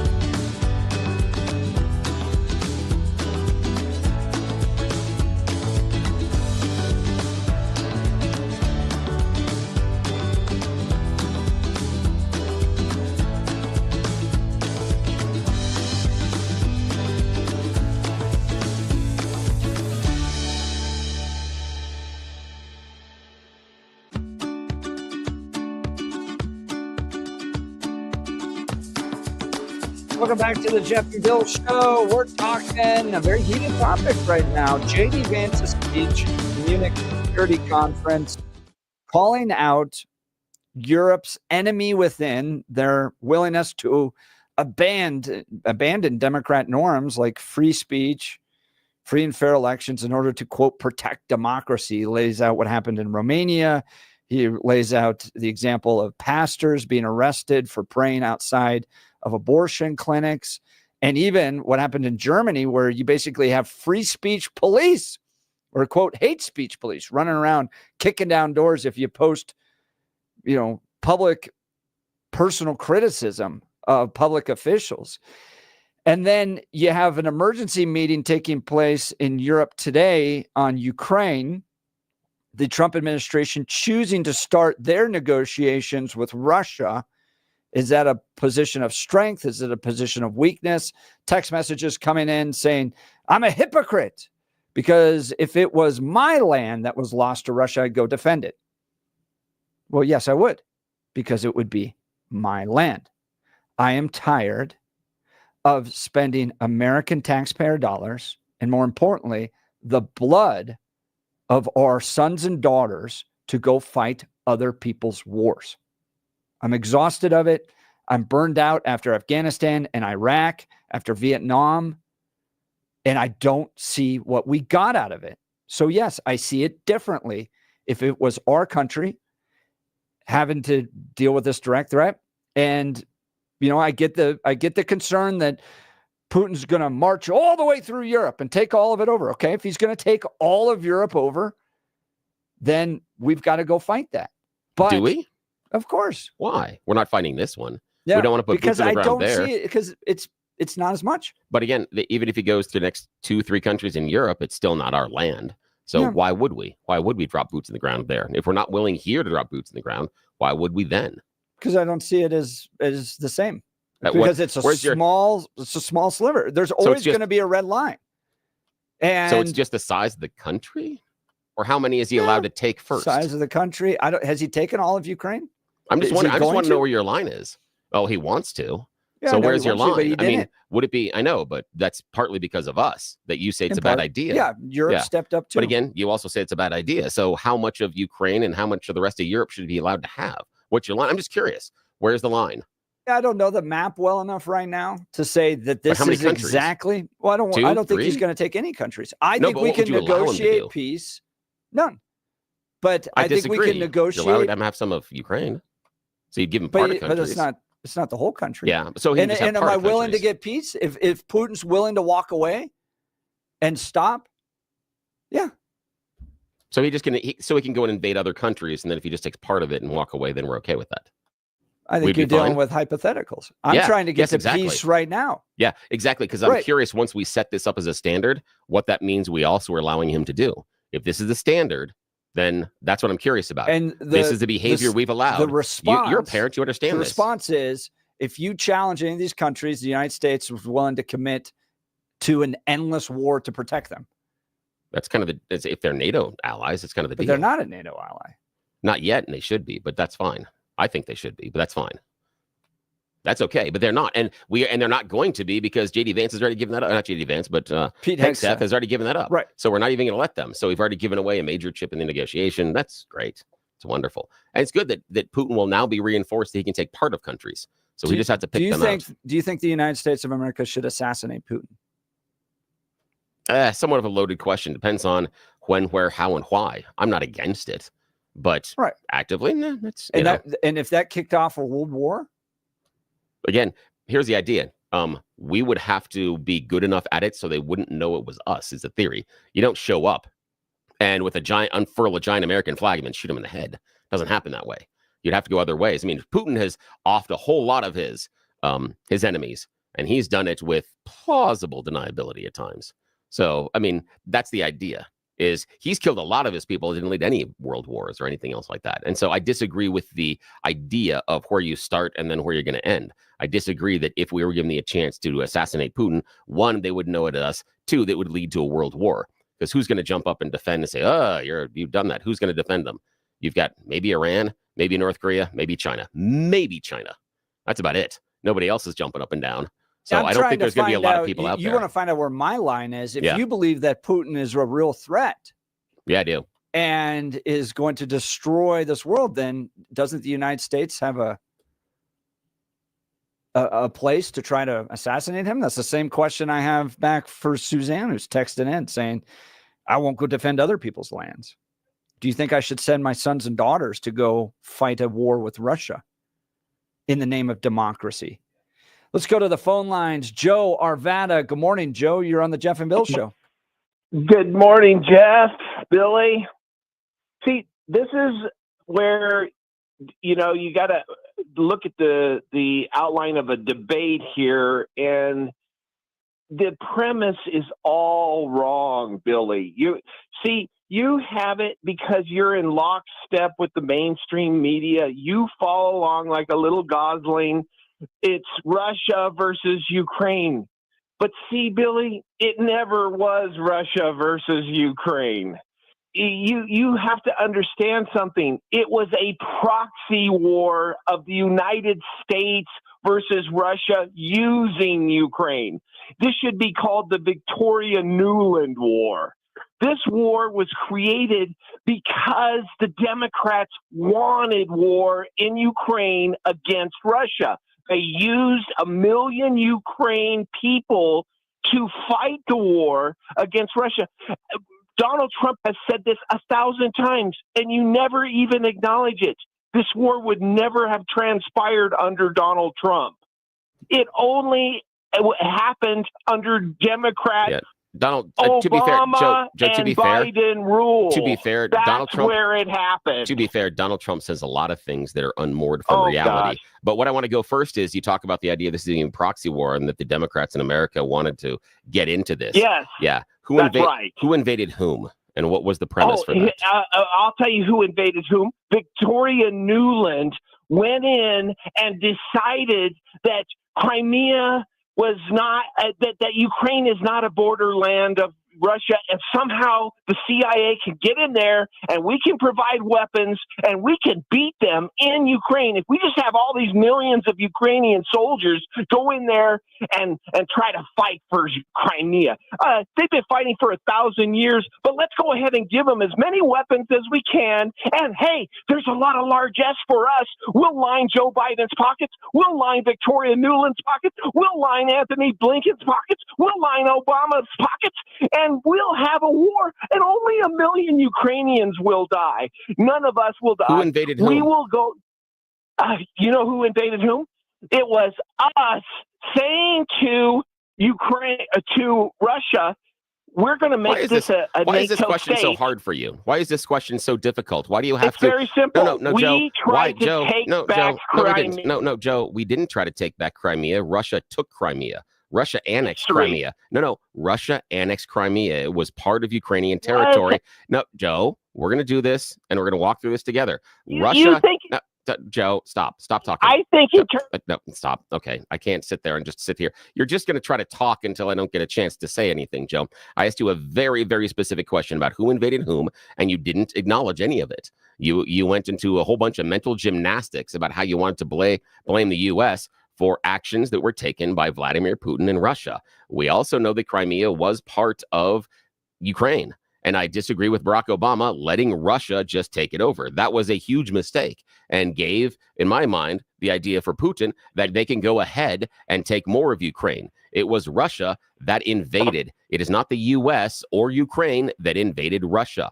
Russia is the aggressor. You have to, if you're talking about debate and you're talking about the premise, you have to start on that platform. That's where the conflict started.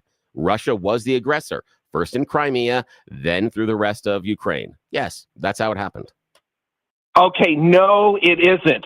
Okay, Joe, I'm sorry. If you're not going to acknowledge how time works, we can't have this conversation. If you're not willing to say that Russia invaded Ukraine, what am I supposed to do? But what am I supposed to do? I want to hear what Joe has to say, because I think we lost Joe. I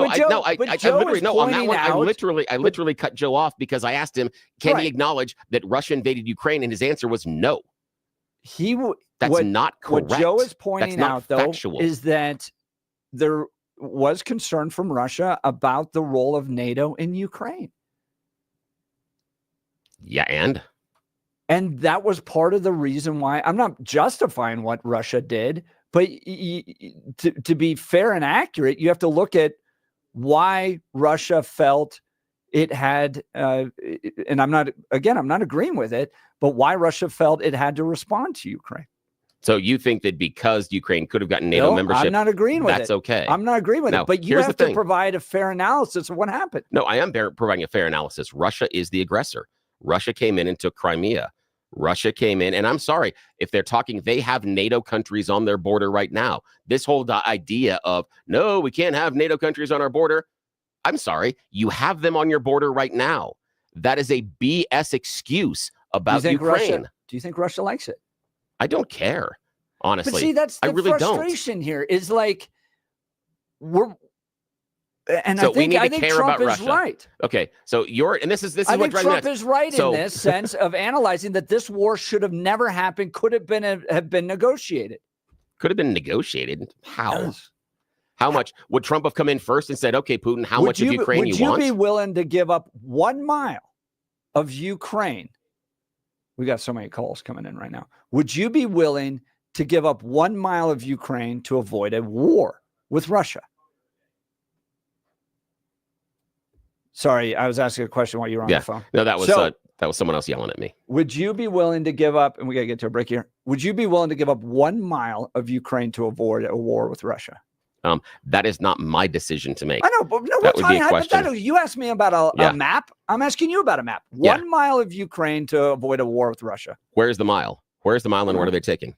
That's what I'd want to know. I would want to know where the mile is and what are they taking before. I'm not. My gut instinct right away is no. Nope, no way, no how, nah.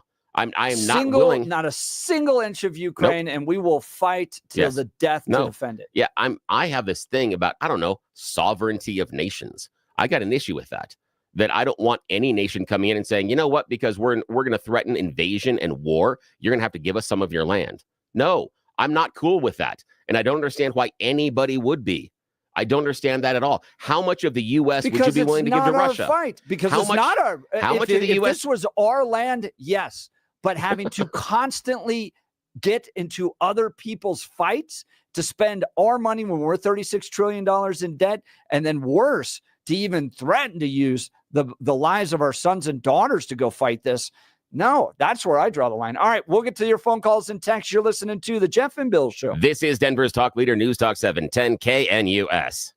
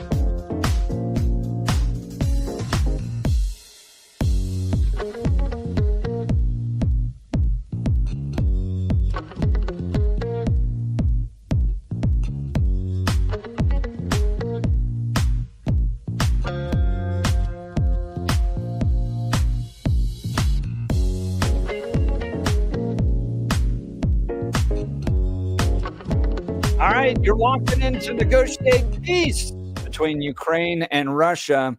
What are you willing to give up? Is it not 1 square inch mile? Putin, sit down. It's our way or the highway.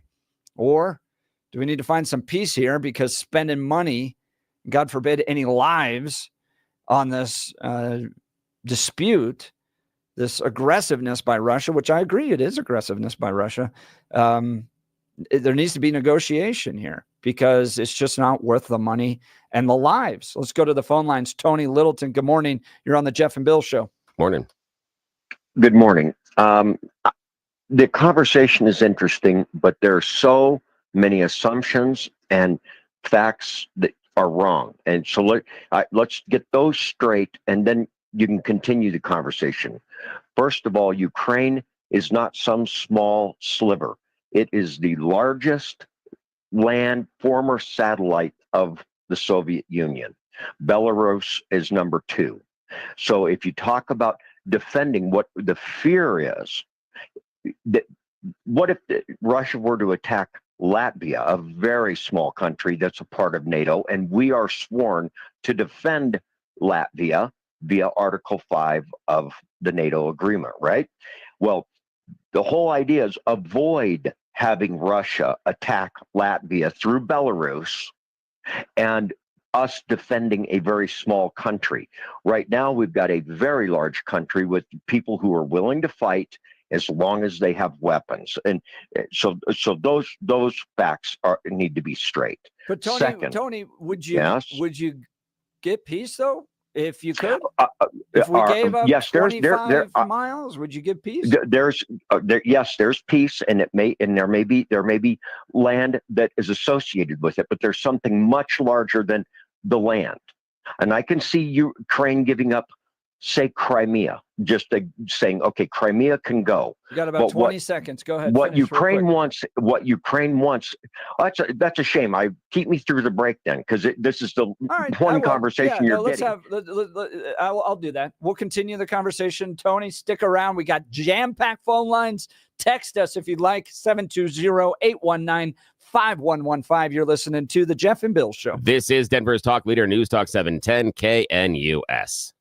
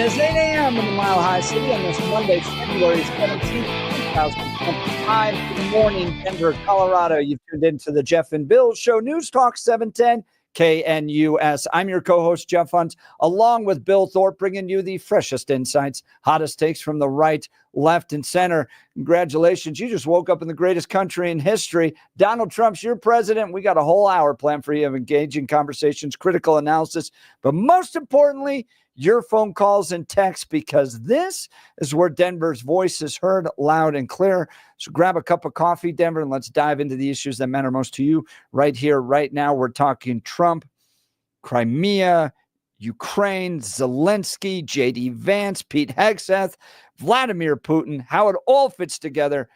Zelensky was on Meet the Press yesterday. I think he was very complimentary of Donald Trump.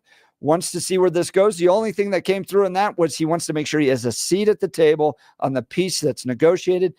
I don't think that's a problem. But Trump wanting to start first with Russia, you think that's a good move, bad move? Join the conversation. We'll get into all of this. But first, news with Blake Olson.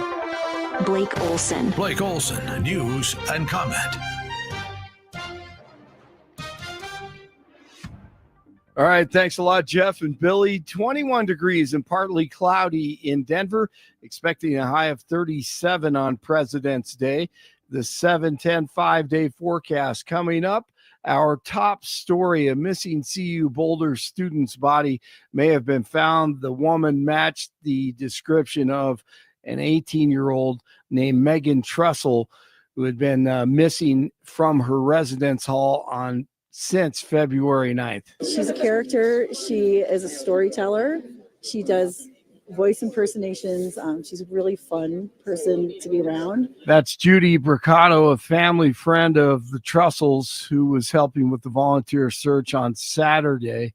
The Boulder County Sheriff's Office said they were notified that a woman's body had been found near the 40-mile marker of Boulder Canyon that afternoon. The identification is pending confirmation from the coroner's office, as well as the cause and manner of her death. The search for a missing snowboarder is expected to resume today in Eagle County. A Denver area man was reported missing Friday. The Vail Ski Patrol and Vail Mountain Rescue are assisting with the search for 26-year-old Connor Gill. The Eagle County Sheriff's Office says today's search will be slightly smaller due to the heavy snow and the need to let searchers rest. Almost a dozen people are dead after a catastrophic flooding and other weather hit the Southeast this weekend. 9 people were killed in Kentucky, and the death toll may rise. Thousands of IRS employees will reportedly be laid off as soon as this week. DOJ is doing its job. The swamp is being drained. The unemployment rate in the D.C. area is now 36%. Oh, goody. Look at this. All 50 states are expected to see protests today against DJT's policies since taking office. The 5501 movement, they're holding a Not My President's Day event in every city, major city across the nation. Hey, here's an Elon and DJT hater in Oregon. He cheats, he lies, he steals, and he bought a presidency. He has done nothing original other than to create things off of other people's ideas. You think that Elon Musk is Honey, Tesla and SpaceX? Hold on, we don't have to. Hey, my heart. Wow. I happened to be at my desk over the weekend, and I heard the great John Caldera on Saturday say this about Elon. People keep saying, nobody voted for Elon. Nobody voted for this guy. No, I frickin' voted for this guy. Amen. That Trump said, if you elect me, I am going to have Elon Musk head our department to find efficiency. And people like me said, okay, that's another reason I'll vote for you. So when you hear that whiny, nobody voted for him, you proudly say, no, I voted for him. He was promised if Trump would win, he would do this. Do you not remember that? And he was talking to Joe, by the way. You can hear Joe in the background. Europe is all upset. Emergency meeting today. They're not in the talks with Russia and USA. And John Decker, White House correspondent, on with Jeff and Billy last hour. No European representative in terms of a seat at the table, no representative from Ukraine. And I think that's a concern. It's a concern to Europe, which has contributed tens of millions of dollars to helping out Ukraine militarily and economically. I say millions, I meant billions of dollars economically and financially over the course of the past 3 years. And they want to figure out, from the European perspective, what a peace looks like, what security looks like once a peace is ultimately achieved between Russia and Ukraine. And I'm with caller Joe on this. Lefty globalists, they love war. Democrats love war, like Victoria Nuland and Joe Biden. They probably started this war in Ukraine in 2014. Joe. They've been fighting for 1,000 years, but let's go ahead and give them as many weapons as we can. And hey, there's a lot of largesse for us. We'll line Joe Biden's pockets. We'll line Victoria Nuland's pockets. Yes. We'll line Anthony Blinken's pockets. We'll line Obama's pockets. And we'll have a war, and only 1 million Ukrainians will die. Yes! Yes! Yes! I think Joe was hitting it. What a patriotic day at Daytona Saturday. 47 was there. Second time he's done this. His car was the beast that was the pace car, and the drivers, they really enjoyed it. I think he wants to stop fighting. Wrong one. Let me see if I can find it. Still pace the field? Yep. Love it. Gosh, it's awesome. Mike, people ask me, do you miss it? Are you jealous of those competitors out there today, right now? I am. I would love to be in this Daytona 500 field out there competing today. This is just so special. This is your favorite president. I'm a big fan. I am a really big fan of you people that you do this. I don't know, but I just want you to be safe. You're talented people, and you're great people and great Americans. Have a good day. Have a lot of fun, and I'll see you later. Those radios kind of make you sound like Joe Biden. Anyone check on Bubba Wallace yesterday? I don't know. Is he still? Is he still racing? That story made me so mad. Oh, yeah. no. Great question. 19 in Lafayette, 20 in Centennial, 21 in Denver. Jeff and Billy, they continue. What do I have here? You still pace the field? Yep. Love it. Gosh, it's awesome. That is awesome. Blake Olson, News Talk, 710 KNUS. Enjoy today's relatively mild temperatures because Arctic air is going to back westward into Colorado's plains and Front Range areas tomorrow and especially by tomorrow night and Wednesday. Watch for some areas of fog early, otherwise partly cloudy, highs mid to upper 30s today. There will be a chance of snow showers later today and snow showers tonight. Lows will be upper single digits to low teens. Highs only teens and 20s Tuesday, cloudy with a few snow showers. A bit of light snow. Very cold Tuesday night. Lows will be single digits to near zero. Highs only lower 20s with a chance of snow showers Wednesday. Meteorologist Don Day in the 710 KNUS.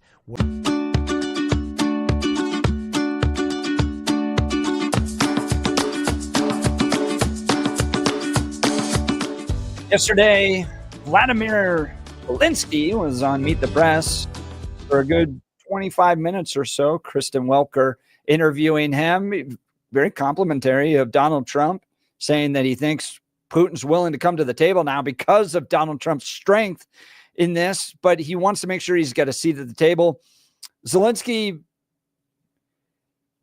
one of the more interesting parts of the conversation was him alluding to the fact, but not willing to directly say that Putin may invade Belarus, and is doing some exercises right there. But Zelensky thinks that Putin's going to go all the way through. He wants all of Europe. And, if there could be peace, what are you willing to give up? Joe and Arvada saying we've been fighting this for 1,000 years. Do we need to keep spending money there? Let's go back to the phone lines. Tony Littleton. Good morning, Tony. You're on the Jeff and Bill Show. Okay, so picking this back up, Putin's justification for invading Ukraine was this notion that we agreed not to expand NATO eastward. That's not true. That's not a true statement. Back when HW was president and Germany was uniting, the Secretary of State, and I can't come to his name, this silver-haired Secretary of State went over there and had this discussion. Well, we won't expand eastward. He then came back to the States, talked to H.W. Bush, and H.W. said, no. I'm disappointed in you for even saying that. We won this, the Cold War. We're not making that guarantee. Then it was said, well, not Putin, but Gorbachev's going to need something. Well, give him money. And hundreds of billions of dollars between Germany and Europe and the United States was given to Russia as the chip to allow the unification of Germany. So that's not true. There was never any guarantee, and that's what Putin is hanging his hat on, and Trump is buying into it. Now, what Ukraine is willing to do is they're going to end up giving up some land in this, but they want a guarantee of their security. They gave up their missiles. Remember, they gave up their nuclear missiles. So they want a guarantee. That guarantee is represented through NATO. They want to be a part of NATO, and they want to be a part of the European Union, of the financial instrument, the European Union, and Putin is against both. Europe is afraid that Trump is going to appease Putin, and they've had this experience with appeasement before in appeasing Hitler over Poland. Big mistake. They're afraid Trump is going to make exactly that mistake. He's been talking to Putin offline, away from the Europeans, away from Ukraine, and that's why the European Union's meeting right now. What if Trump believes that he has to do this because over the last 4 years, Europe's engagement, the Biden administration's engagement, including everybody else, Ukraine, hasn't gotten to a place of peace? It's not gotten to peace yet, but half of that's caused because our going back and forth, the fear that we're going to, because Trump says cut off weapons supply to Ukraine, and Congress delays, and so Putin's waiting and fighting this war until he could have Trump in office, because he thinks he's going to win with Trump as well. He thinks he's going to get his way with Trump. Our position should be very hard. We're not backing down. We're going to work with you. Maybe it's around Crimea. Maybe it's Crimea because they've got their big naval base there.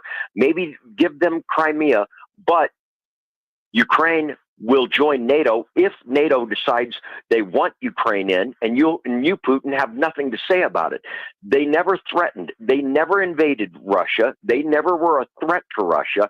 Russia simply is taking what they think they can get away with. One more big deal, and it's what Europe's out talking about right now. They're afraid we are going to back out. Not just of this war, but back out of NATO. And they have a big issue now that they have to deal with, and that's a nuclear umbrella. And that's not being even mentioned in the press. That's got to be at top of their agenda. They have to have a nuclear umbrella to defend themselves against Russia. Tony, do you think NATO and Russia are enemies? I think Russia is threatened by NATO. They're more threatened by democracy on their border.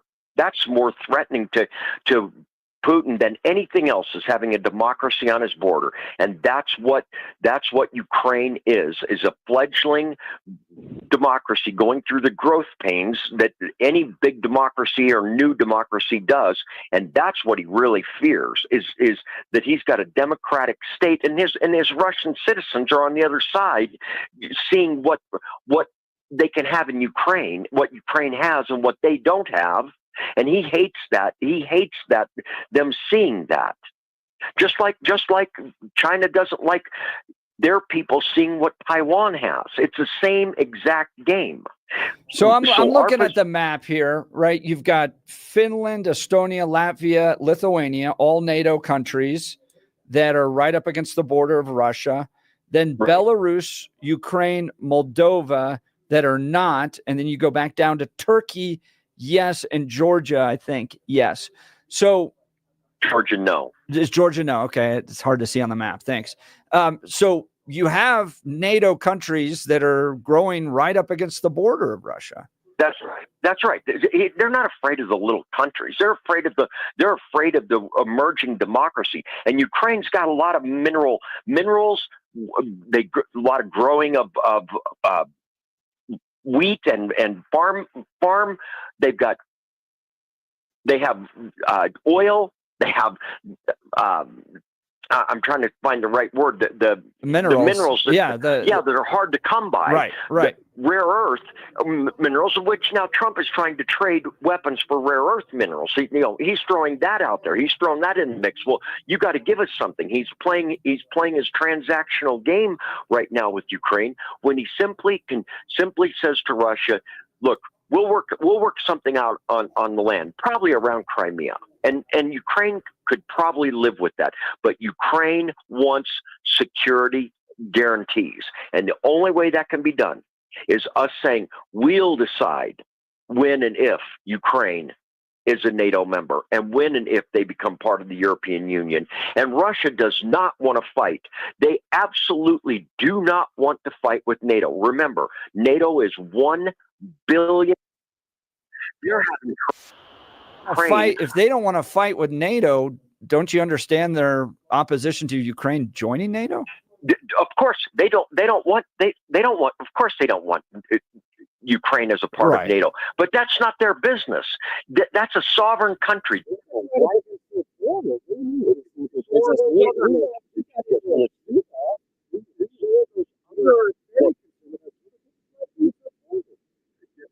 Nobody's putting missiles into. Nobody's putting nuclear weapons into Ukraine.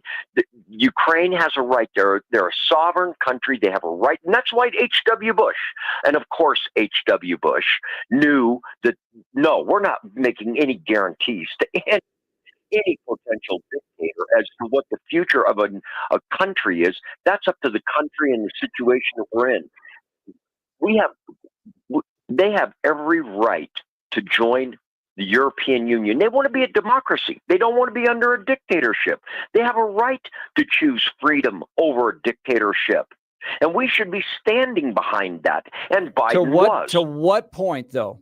Tony, to what point? Are you willing to send American sons and daughters to go fight? Don't, that's an assumption you're making. No, I'm asking you because you just said we need to stand with these democracies. I'm saying it's so unlikely. Listen. That's unlikely. Russia can't deal with a military from a country that's only got 50 million people. How can they possibly deal with countries that represent 1 billion people and the size of that military? I know that, no, but we're now negotiating, and he needs to know where our red line is. Our red line. Putin is not going to attack NATO. He can't win in a battle against NATO. He knows he can't win in a battle against NATO. That's why he's been threatening the use of nuclear weapons. And we have to remind him we have those too, and mutual assured destruction still exists. So Tony, all I've heard in this conversation is we need to go toe to toe with Russia in order to defend these democracies all the way. Yes, nuclear weapons. We have nuclear weapons. Let's go all the way on this. No, that's not what was said. That was not what was said. America still has the leadership role in the Western world, and we cannot walk away from it. And Trump, that's why I think the Europeans are afraid that Trump is walking away from our leadership role in the Western world, and so am I. I'm terrified of that. Tony, we've spent the last 4 years fighting this, spending money in Ukraine. Get the peace deal done. If it means 25 miles, that's fine. If Trump is right, 14 presidents going back to 1950 are wrong. I'm not willing to bet he's right and those 14 presidents are wrong. Not one of them. Wrong about what? Wrong about Trump's approach to the world. He's probably going to give up Ukraine, and that's what Europe is afraid of. I'm going to hold you that, Tony. I don't think he's given up Ukraine. I think he's going to get peace done. This was a war that never should happen, and it didn't happen under his first term. Tony, appreciate the call. I got to get to a bunch of other callers here. Tony's line's open, 303-696-1971, or text us on the Dan Caplis Law text line at 720-819-5115. Let's go to Mary, Wyoming. Good morning, Mary. You're on the Jeff and Bill Show. Morning.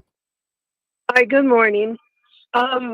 Listening to Tony, I understand what he's saying, but what I'm struggling with is that what he didn't also, that it sounds like he read the same article I did, was that Trump was also saying one of the reasons he's hesitating or slowing down is he wants to address the security issue. He's talking about part of that deal would include that America would be doing flyovers over Ukraine as a safety precaution for him.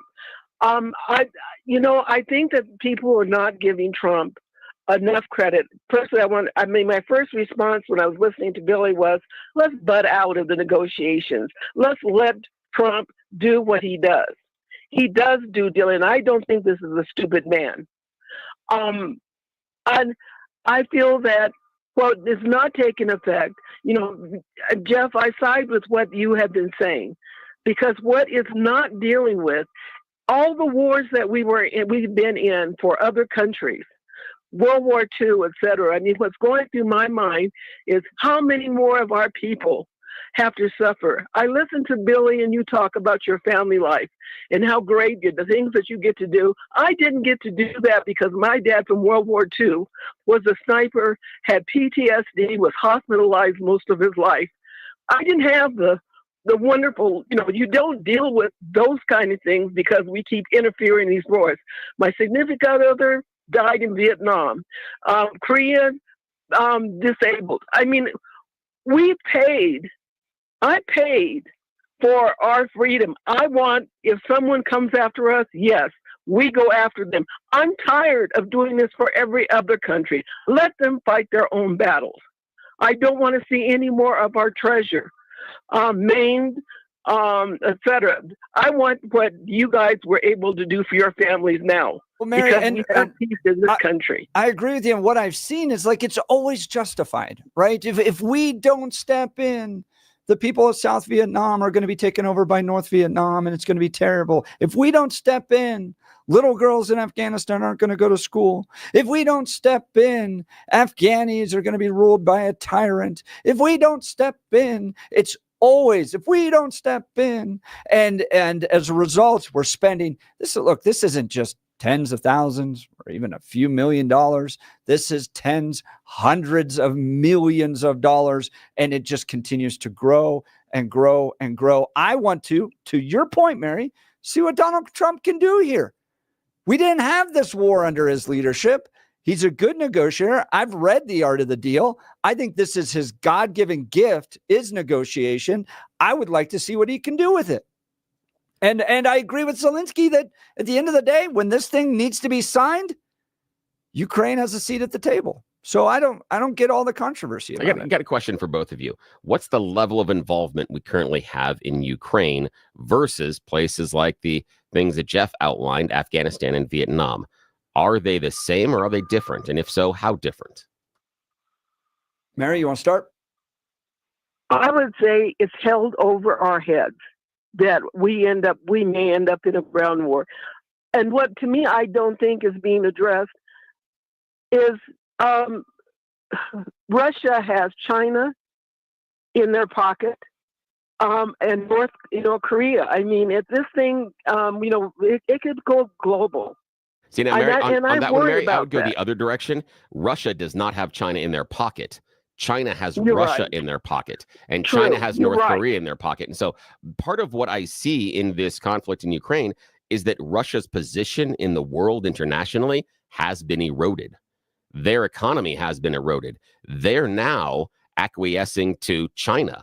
They're now China's. I can't say that word. I was going to say something offensive, and people have complained about that. Does it begin with a D? Yes, it does. Absolutely, it does. Thank you, Mary. I love you. You're the best. And so, and then for me, I understand the idea of not wanting to get American boots or American blood onto Ukrainian soil. But from where I was sitting so far, this has been a phenomenal deal. We have destroyed Russian military power. They've lost over a third of their enlisted men. They've lost about 25% of their actual hard military equipment. And we haven't shed a single drop of blood. And 60% of the aid that we have provided for them has come back to the U.S. because what we've done is we've cleaned out shelves of old artillery, of old machinery, of old equipment, sent it to them. And now we are getting U.S. defense contractors to replenish our shelves, something that needed to be done anyway. And if we are going to be able to modernize and upgrade our military at the same time that we are able to basically take apart one of the larger militaries that is an enemy of ours in the U.S. and not shed a single drop of blood, for me, that's a decent deal. I take that deal every day because I'm not risking the lives of the people that you talked about, Mary, that were so important to you and so important to Jeff and I. We're not risking those lives, but we are accomplishing something that is significant without doing that. I don't understand why we don't take that deal. But we're spending ourselves in, that's costing us, and look at how much money we're paying on the interest. We're borrowing that money to do this. But and some look of it at how comes much back, the interest, but 60%, it's what? $1 trillion comes back to every us. 3 months? But 60%, I don't think we're spending $1 trillion over 3 months, but even then, I could be wrong about that easily. But 60% of that comes back to us. And that would be paying American contractors, paying American companies, paying American consultants. So that the idea is this ends up being somewhat of a jobs program and an economic boost to Americans. We're not going in and throwing the money down a hole in Ukraine. There have been some issues there with fraud and waste, and we found some. But when over 50% of the... it's coming here. Home in London. What actually, did he do? He bought the Charles thing. Actually, that's not true. The stuff about Zelensky. True? Nope. The stuff about Zelensky getting a yacht and getting a house and stuff like that have been disproven. That is misinformation that came out of Russia. And the way that was disproven was you actually could go and look at the listings for those houses. There also were rumors about him buying houses here in America. You could see those houses were one still up for sale and never sold. Same thing with the yacht. The yacht was still up for sale and never sold. That was Russian disinformation. He has not done that and has not spent that money. I hope not. I would like to see, like I said, some accounting, on where that money's really gone. You say 60% has come back. 60. I can 60. believe that. Yeah, 60. I think that is supportive. But going back to your issue, Russia signaled all at the very beginning. I mean, when they started moving their tanks and their personnel, et cetera, it took them, it wasn't 4 months before they got it in place, before they actually invaded? Yeah. So my point is that they were, and why weren't we negotiating at that point to find out, okay, what is it that is going to, prevent this? That did not happen. This war did not need to be going on. And I mean, and I think that what Joe was saying on the why, there's some merit in there. There's a grain of salt in, definitely. Yeah. Now, Mary, let's talk about the negotiation. So Russia starts amassing troops across the border. What do you want to negotiate with them? Do you want to start giving them territory of Ukraine? Do you want to start making other, deals with them? Are we, if we do that, are we just telling Putin, all you got to do is line up a whole bunch of tanks and military on the border of a country that we're an ally of, and we will give you what you want? Isn't that just like the negative thing of a kid who's in the store and throws a tantrum and then you give them the candy that they want? Of course, the kid's going to, next time you go into the store, kid's going to throw a tantrum. Aren't you just reinforcing the bad behavior? No, but Billy, I would want, okay, what is it that you want? So I know what I'm getting ready to put my stuff together to go and fight for. It'd be really nice if there had been some discussion. I mean, you saw it happening, and everyone just sat by. I mean, I've read, all the thing I kept saying. I disagree that everybody sat by. Why aren't somebody doing something? I disagree that everyone sat by. There were some things that we were doing with Ukraine at the time. There was no negotiation. The whole narrative that Donald Trump has said about a negotiation and Kamala Harris not negotiating with Putin and stuff is not correct. That's not correct based on the timeline. Kamala Harris went there to basically shore up Ukraine. There shouldn't have been any negotiation. Russia refused it. But the other thing is, Russia said said they were coming into Ukraine to do things like fight the Nazis and other stuff, of which was not true. And they also had false premises for invading Crimea. And so the idea that when you come to Russia and say, what is it you want and why are you upset about this? The reasons that Russia gave publicly for why they were invading just were not true. They lied. I have someone on the text messages here that believes the Russian lies so much, they're sending in the fact that Putin is a Christian and he's there because Ukrainians are not Christians and he's rooting out the evil. No, Putin is not a Christian, and Putin is destroying churches and killing Christians inside of Ukraine. We've had personal reports from that inside the country. So, but that's how far the Russian disinformation has spread on this one. Why do you believe everything the Ukrainians say? In other words, like, why is everything they say exactly honest and right on top?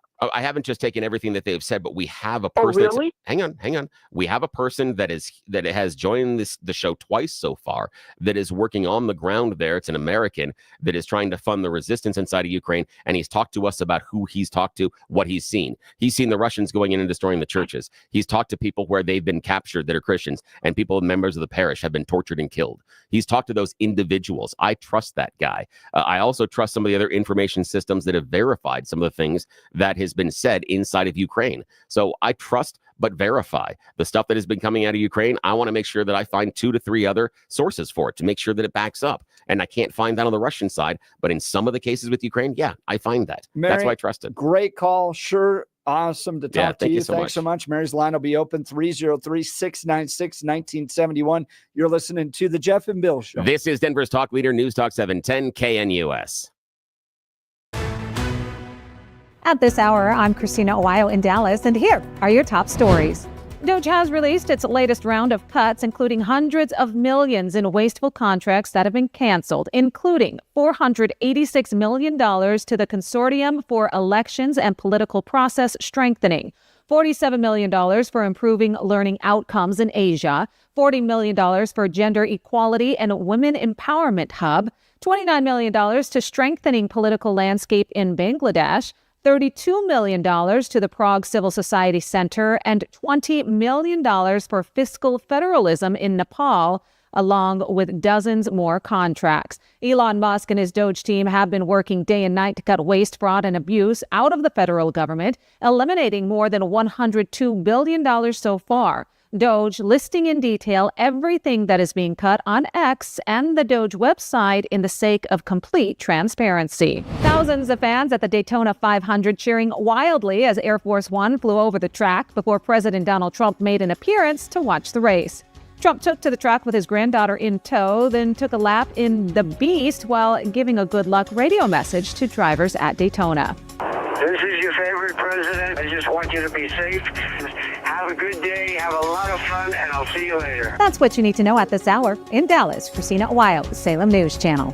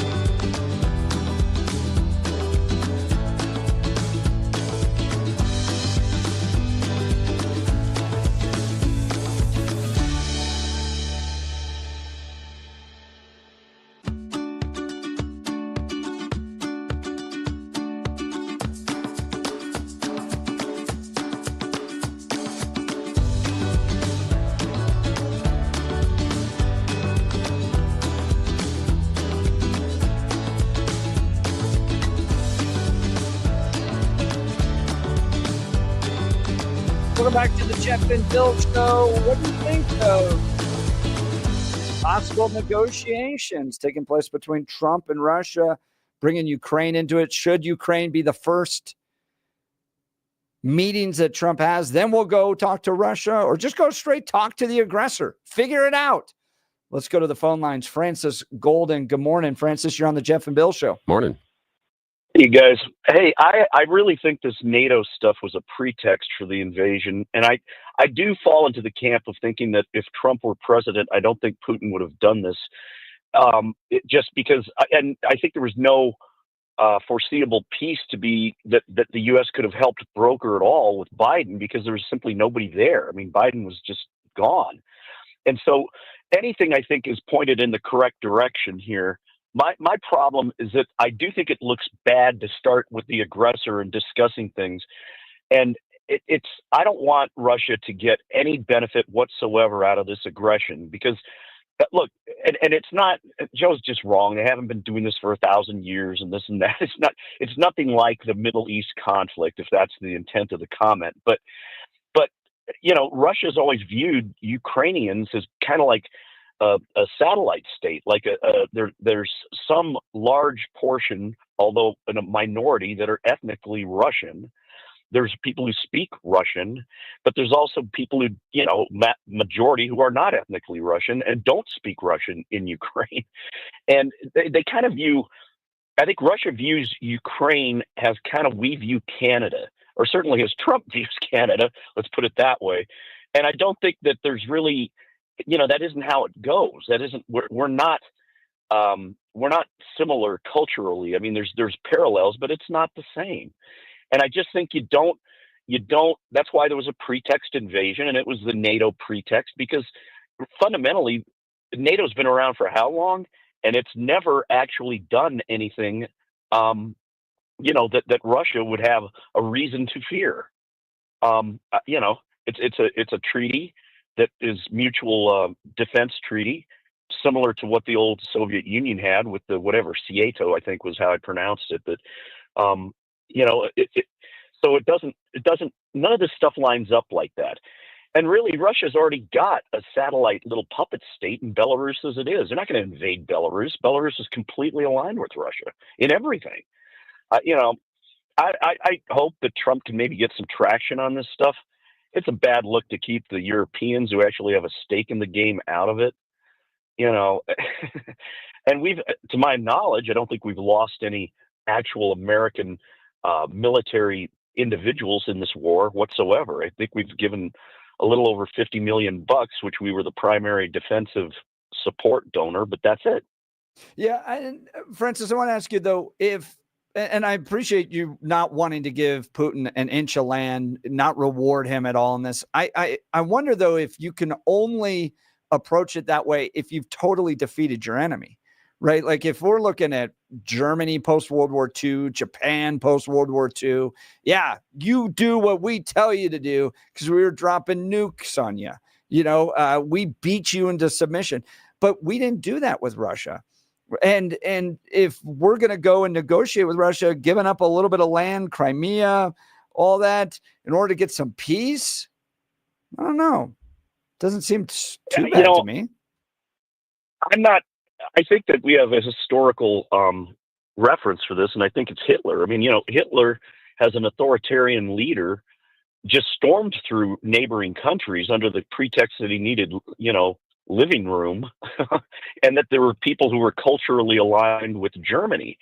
And, here Russia hasn't done that. As a matter of fact, they've been basically beaten to a stalemate, if not worse. And so why reward them with anything? They made a fool's errand out of this whole thing. We didn't fully defeat them. And Francis, I don't want to go to full-on war with Russia. I don't want my sons being drafted to go fight a war with Russia. I don't like them. I think they're terrible. They're horrible on religious freedom. And Putin's an authoritarian. Yes, I don't have the world the way I want it to be. But I'm not going to sacrifice our sons and daughters for a war that doesn't directly affect America and our land. And so, and he hasn't won, or he hasn't been totally defeated either. This is like, oftentimes when you're in policy making and you get to the point where nobody's happy, well, maybe that's a good place to be. I don't like the look of Trump sitting down with the aggressor who hasn't won anything. And because here's the other thing, look, let's face it, Trump and Putin have somewhat of a history here. And it bothers me that Putin kind of uses the conservative right as a kind of support mechanism. I mean, he did that Tucker Carlson interview where, he basically turned Tucker Carlson into his sock puppet. And I don't think he's going to necessarily do that with Trump. Yeah. Oh, yeah. But it's terrible. He won that PR event entirely, not even close. Wait, and Francis? That's where you get these people calling. When you say that you don't think Putin is going to be able to do that to Donald Trump, I'm going to remind you of one instance. I'm not going to say he has the ability to, but I'm going to remind you of one instance. And this would be about the meddling of Russia in the 2020 election or the 2016 election. And he said all Western intelligence, including our own and all of European intelligence, said that Russia was meddling in the election. And Donald Trump's response was, I looked Putin in his eyes. I asked him, and he said, no, I don't know why he'd lied to me. So before we assume, so before we assume that Putin will not be able to manipulate Trump, there's an example, in my opinion, of Putin manipulating Trump. Trump was able to ignore all of our intelligence, all of NATO intelligence, all of Western European intelligence that all point to the same thing. And because Putin said, no, I promise, he believed that. Yeah, no, that's definitely a sock puppet moment for Trump. And I don't think, I mean, I don't know. I'm hoping that Trump can find a spine here a little bit. I've always felt Trump is more or less a faux tough guy. I don't think he's a real tough guy. I think that, he's a squawker, and that's usually how you tell people who aren't very tough. And I think Putin, though, on the other hand, I think he's a absolutely crafty. He's a horrible human being. I mean, there is a special place in hell for Vladimir Putin, the Christian. Yeah, I agree. I don't trust him as far as I could throw him, and I don't think Trump should, and I don't think anybody with any sense should. And I think you're leaving yourself open to be manipulated here. And of course, the Europeans should be there. I mean, why are we not engaging the Europeans first in this, including Ukraine? Ukraine's always identified with the West as opposed to the East. That's historic. I mean, that's what's happened. I just don't get it. I don't get it at all. It's a bad look. It's a bad look, and it leaves yourself open for mistakes. I want to address this because that's a problem. Let's face it. You got to call a spade here. Francis, great call. Thank you so much. Francis's line will be open 303-696-1971. I want to address this because this is important. 7201. Putin is not anti-Christian. He's a Christian fighting homosexual and a corrupt country. So Putin has absolutely fought the LGBTQ rainbow mafia mentality. Absolutely. Okay. But I represented persecuted Christians for years in Washington, D.C. I created the first international scorecard on religious freedom. All right. To track our lawmakers on their commitment to religious freedom. The idea that there's religious freedom in Russia, the idea that somehow Russia is a Christian country, it is not at all. It's a wildly corrupt country. In fact, when I visited with Young Life, which is an evangelical ministry to Russia, I got arrested every single day at lunchtime to pay the police officers lunch. I had to bribe my way out of every single day I was there during lunchtime. Because they would hear me talking English and then just go up and go, oh, passport problem. Oh, but if you give me some money, I'll go away. And the only reason the Christian church exists in Russia is because Putin allows it. It is not. I mean, you got to get that out of your mind. No. The idea that this is somehow a Christian nation that is full of Christian values with a great Christian leader. Not at all. It is wildly hostile to religious freedom. Yeah. You don't have Baptist church. You don't have the Catholic church there. You don't have anything like that. And the other part is, if he's doing that to root out the homosexual problem in Ukraine, that means he's willing to basically create cleansing. That's the question that I have for the texture. So we're going in there to fight against the homosexuals. I'm curious about who you think he's supposed to shoot at that point. And if you think that it would be okay to show up at some parades here in the U.S. and shoot at those same people, maybe throw them in jail, maybe do, because that's what you're talking about. So be careful. Before you text that, run it through your head just a couple of seconds before you text things in the open that are things like that. Give us a call. Join the conversation. You're listening to the Jeff and Bill Show. This is Denver's Talk Leader News Talk 710 KNUS.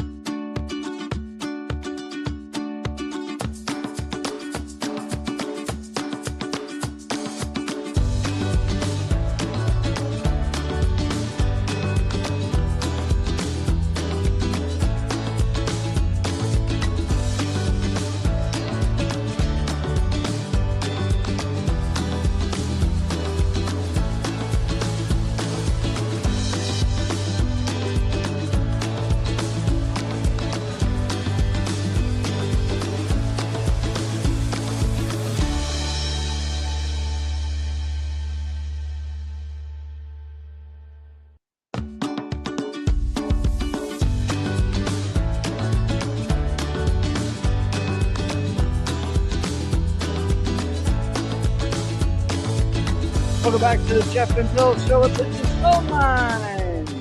Jim Littleton. Good morning, Jim. Good morning. I was just going to say, did you just say that Russia is not a Christian country? Yes. Man, I've heard some ignorant things on this station, but man, you really hit the high part there. How's the Catholic Church doing in Russia? Okay, listen, my friend, you need to understand a little bit of Christianity there. How are the Baptists doing in Russia? You know what? How are the Presbyterians doing in Russia? Bible. Are you following the Schofield Bible? No. You don't? Okay. Well, you know what? I got to tell you this. I got relatives over there. You know what they look? When you have the Baptists and they'll go over there, they look at it the same way as we look at Mormons coming to our door. So you know what? But Baptists are Mormons. So how is religious freedom doing in Russia? I'm not going to go proclaim the gospel on the side of the street in Russia. It's not doing good in Ukraine either. Right, but you just told me that Russia's a Christian nation. I just asked you if you can go. Can you go proclaim the gospel on the side of the road in Russia? They're not going to. Okay, in a Christian nation, you can't proclaim the gospel? It is a Christian nation. It is a Christian nation. It's a different type of Christianity. Oh, it's Russian Orthodox. What do you know about Russian Orthodox?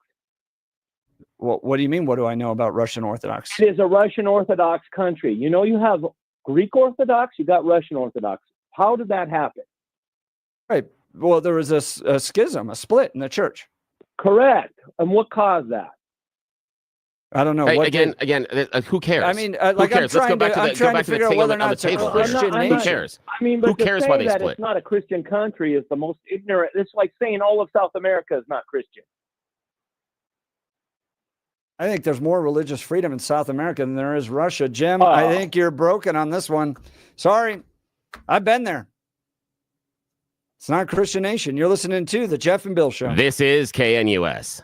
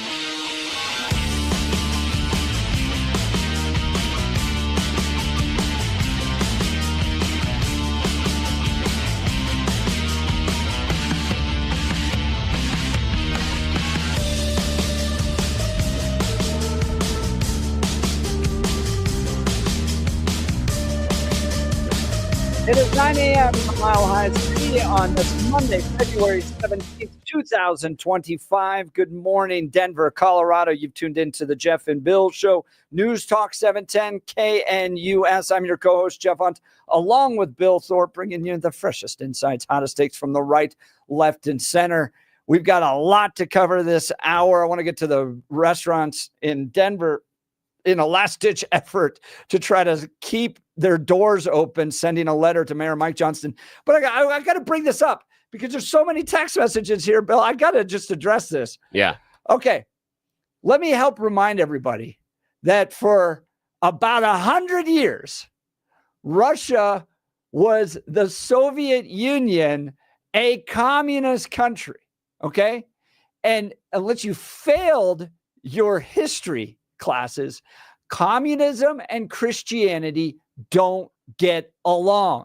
In fact, the communist countries actively seek to persecute and shut down Christian churches. They see them as a threat. This goes back to Karl Marx and the idea of religions, the opiate in the masses, all that stuff, okay? Communists hate Christians. And for 80 years, the Soviet Union actively persecuted Christians and shut down churches, okay? Then all of a sudden, we're going to become a Christian nation.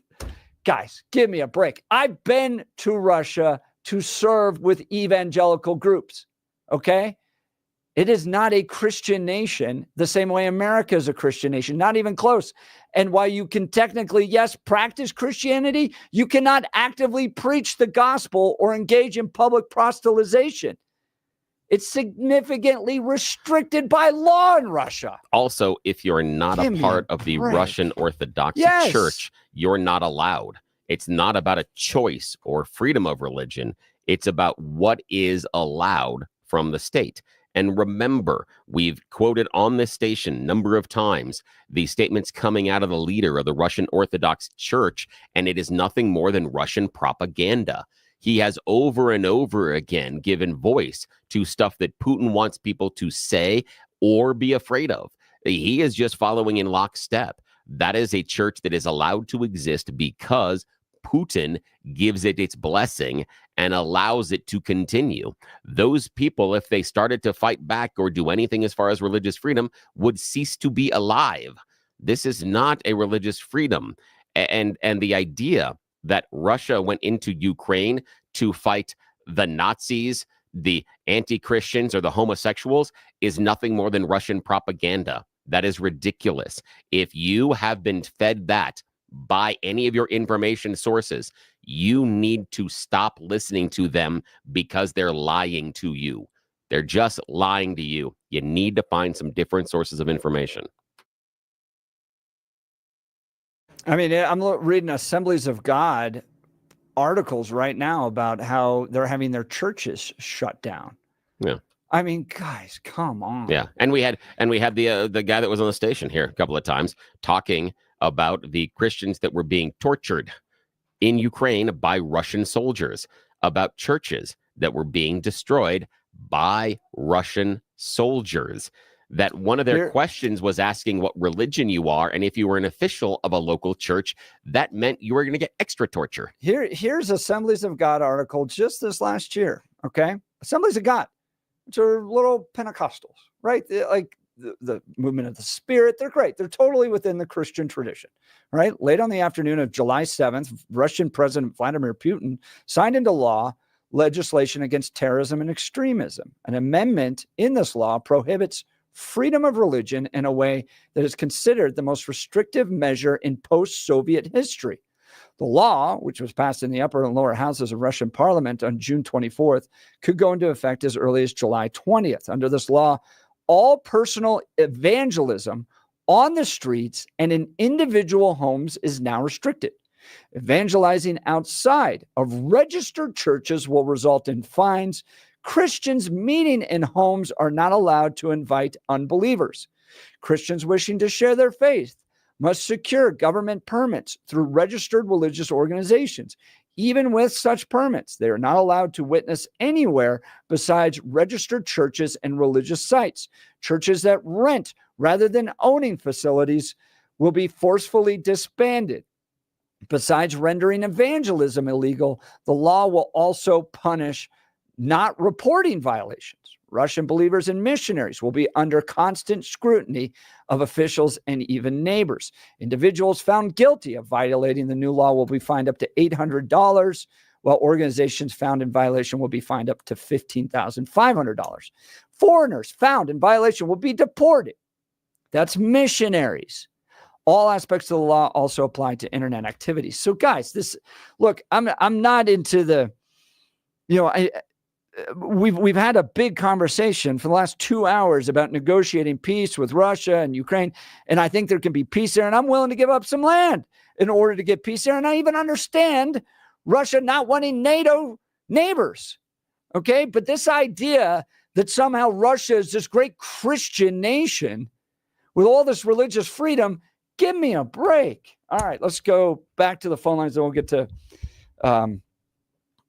Blake in a second. Let's go to Mark, Denver. Good morning, Mark. You're on the Jeff and Bill Show. Yeah, how are you guys doing? Fired up. Seems like you're mad this morning. At one time, Russia was religious before the communists came. Yes. But here's correct. what I want to say. These days, there's no wars, it's conflicts. And, being a young man and the young people, they're the first ones to go from high school or drafted. And this is what I like to see these days. When people say we, not being a combat vet or anything like that, I think we should raise the draft age from 18 to 50. What do you think? I think that's more than fair. So we can have some really smart people in there with young people. What do you think? Yeah, I get the point because, look, if we're going to send people to war, it should be the old guys because oftentimes it's their choice. I hate the fact that we sacrifice our youngest for these wars. And I've changed.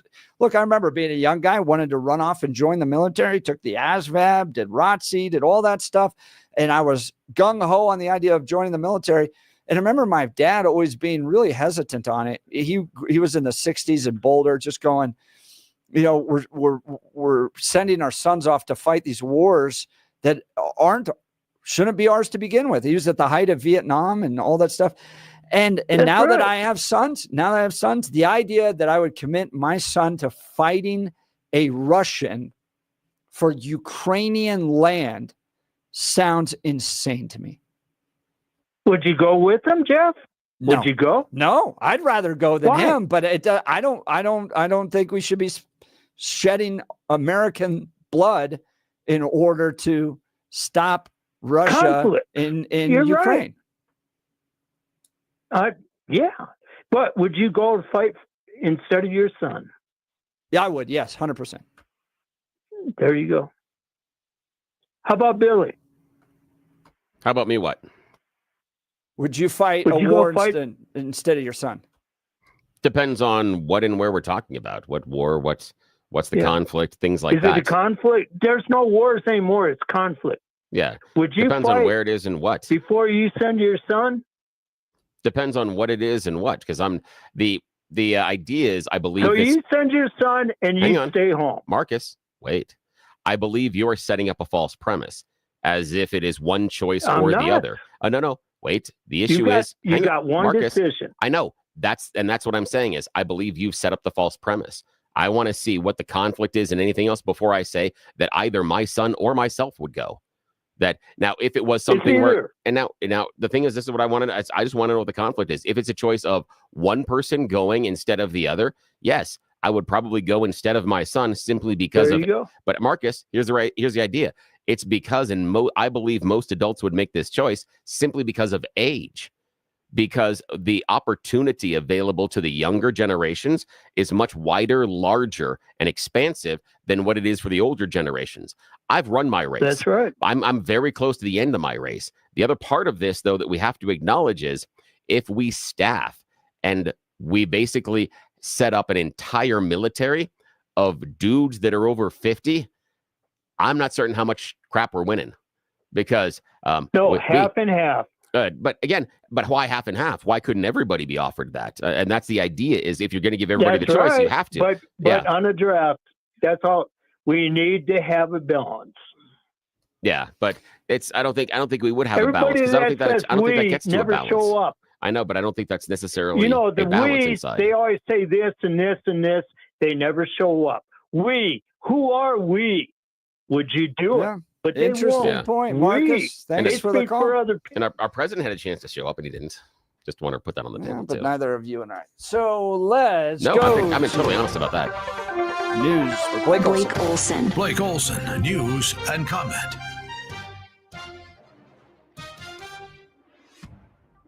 All right, thanks a lot, Jeff and Billy. 24 degrees and partly cloudy in Denver, expecting a high of 37 on President's Day. The 7-10 5-day forecast coming up. Our top story: the Douglas County Sheriff's Office identified the man a deputy shot and killed while responding to an active shooter at the main event off 470 in Highlands Ranch last week. The man, now identified as 23-year-old Jalen Sebron of Arapahoe County, was outside the main event with a gun. The deputy shot Sebron after the man had turned toward him and defied orders to drop the gun. Multiple media outlets cite sources saying the IRS will be letting go of probationary workers as part of 47's efforts to reduce the federal government workforce. At least 10 people are dead after severe storms hit the southeast. Kentucky Governor Andy Beshear confirmed that 9 people were killed in extreme flooding across the state. European leaders are scheduled to meet for an emergency summit in Paris today. No European representative in terms of a seat at the table, no representative from Ukraine. And I think that's a concern. It's a concern to Europe, which has contributed tens of millions of dollars to helping out Ukraine militarily and economically. I say millions, I meant billions of dollars economically and financially over the course of the past 3 years.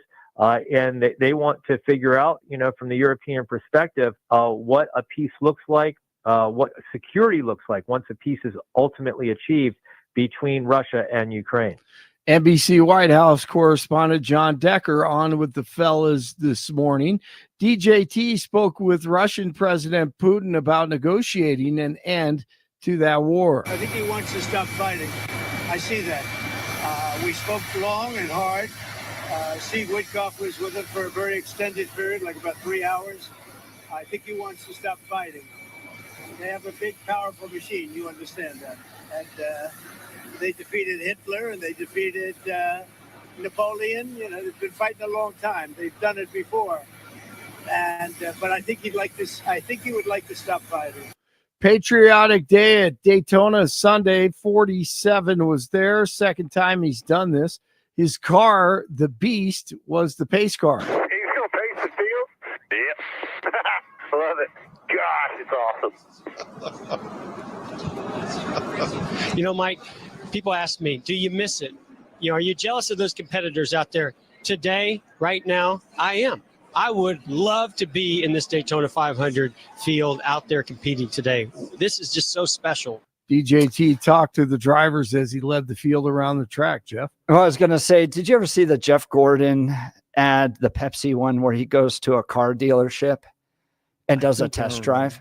I think I remember. Oh, my gosh. And the guy is just like they had built a little track for him to go, and he's like driving through warehouses and stuff like that. Oh, but that's the cool. Guy is losing his mind because Gordon's taking him around turns at 80 miles an hour and drifting and all that stuff, and drives up on a loading platform, and just the guy's about to have a heart attack.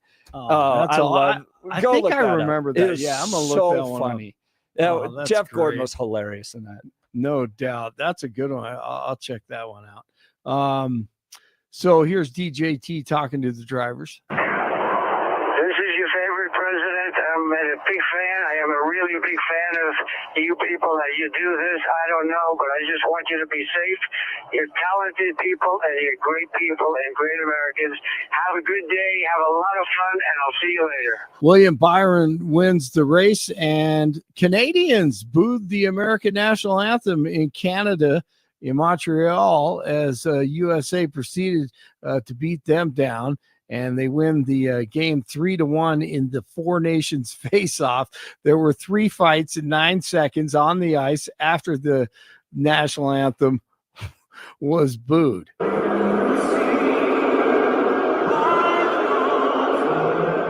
to drop the gloves right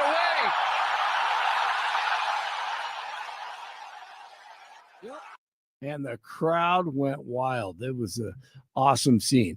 Margaret Brennan tried to catch Marco Rubio, but he brought the hammer down when Brennan was talking out the side of her neck regarding J.D. Vance's European speech in Germany and the lack of historical knowledge. And some historic ties to extreme groups.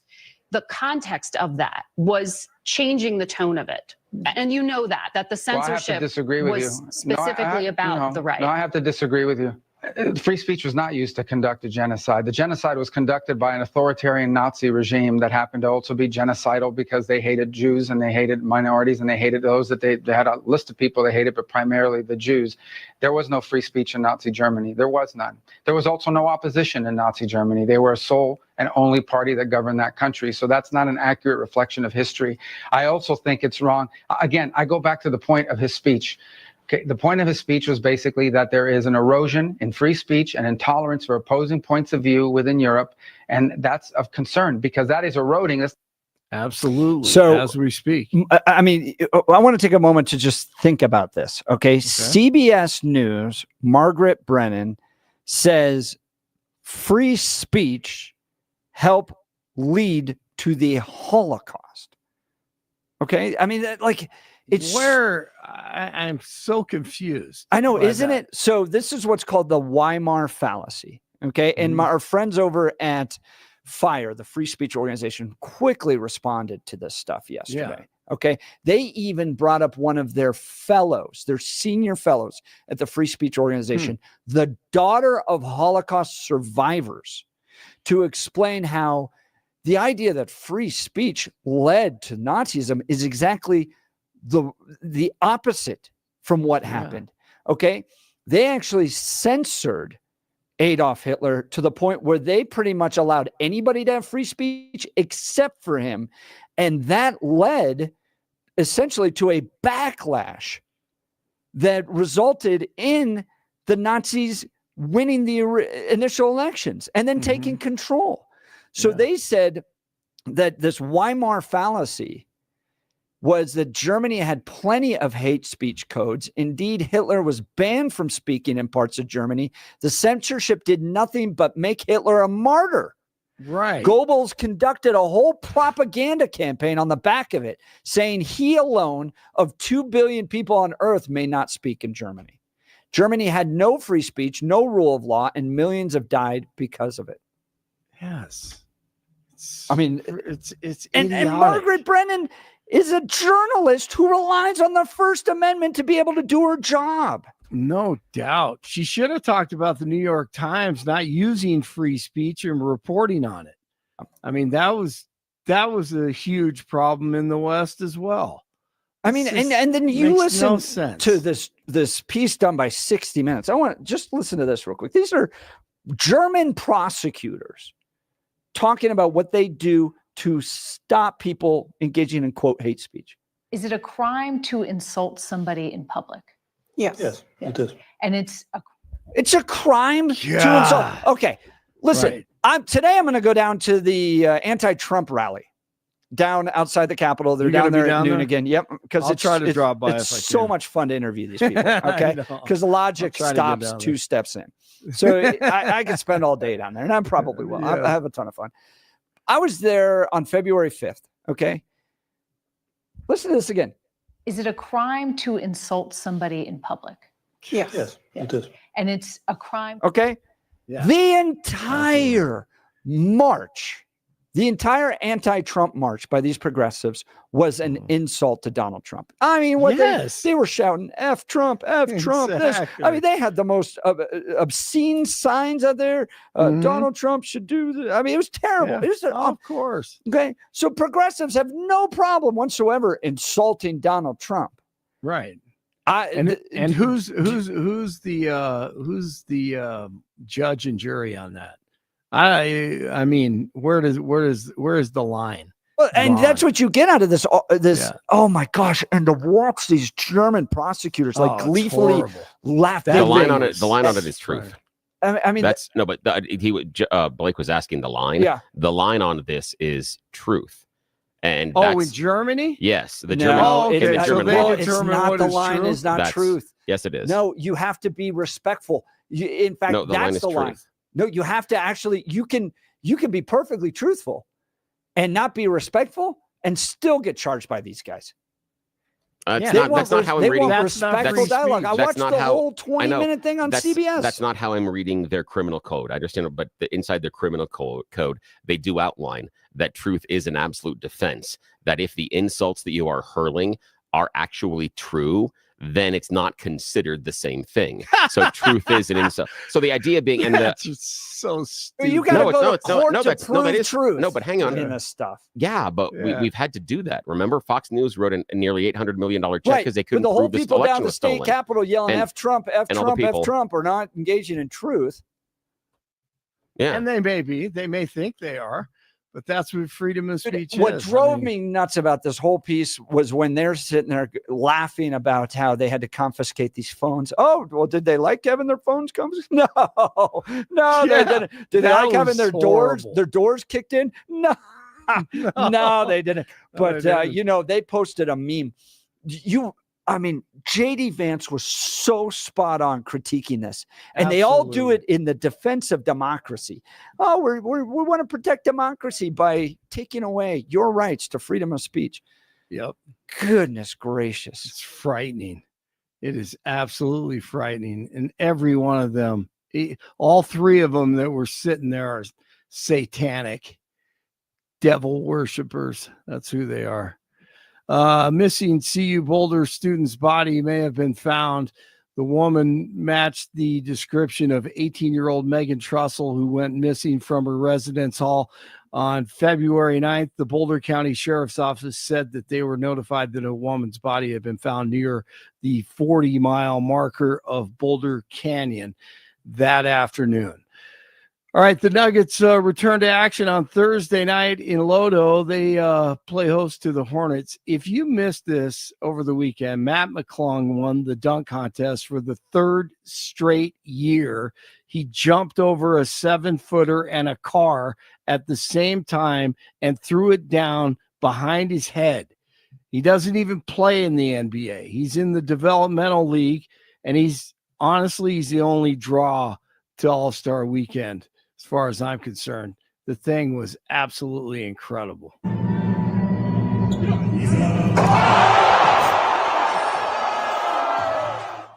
And all the NBA players are, just amazed by what he did. They sit out the dunk contest, and a guy that doesn't even play in the association is the draw and with the biggest play of the weekend. So congratulations to him. If they were smart, they'd let him play every game. I mean, LeBron's son plays in NBA games. They might as well let him play. I mean, he would actually help the NBA come back to life, maybe, but incredible. 20 degrees in Castle Rock, 22 in North Glen, 24 in Denver. Jeff and Billy continue. Blake Olson, News Talk 710 KNUS.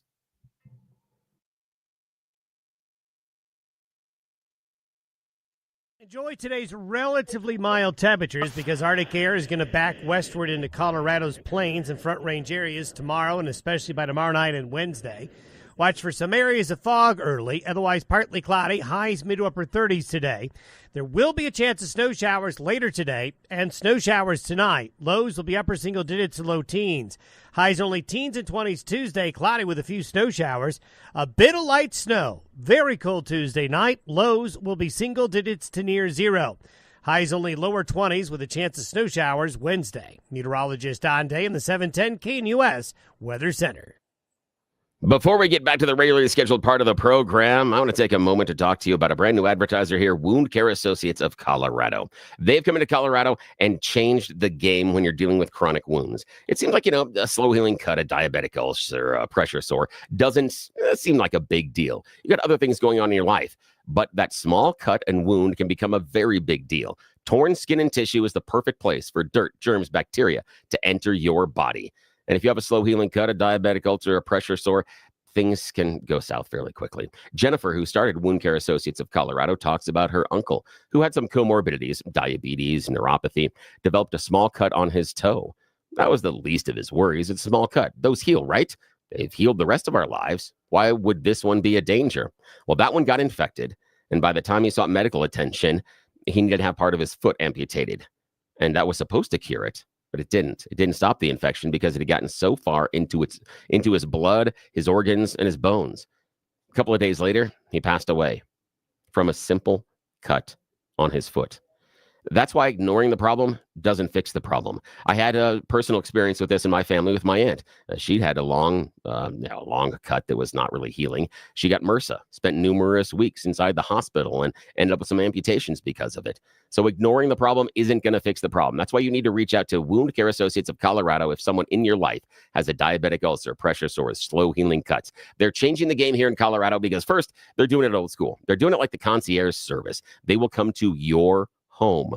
When you go to coloradowound.com to contact the Wound Care Associates of Colorado, they will set up your personal first visit with a wound certified nurse who will come to your house in the privacy, comfort, and care of your own home to create a tailor-made plan. They'll talk to you about what they need to do to heal the wound, and it's going to reduce the risk of complications and promote faster healing. That's important. Too many wound facilities around Colorado just want to maintain the wound, not fix it.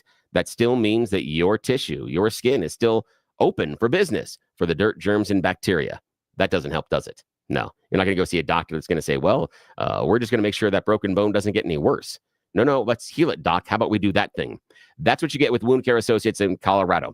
Contact them at coloradowound.com, coloradowound.com. You get the treatment you need in the private comfort and convenience of your own home. It's personalized treatment that is specifically designed for you and your wound, and it's going to reduce the risk of getting a secondary infection.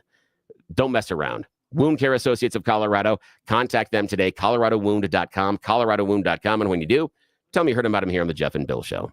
That's great to hear, Bill. All right. Want to talk to you guys now about this letter. This was wild.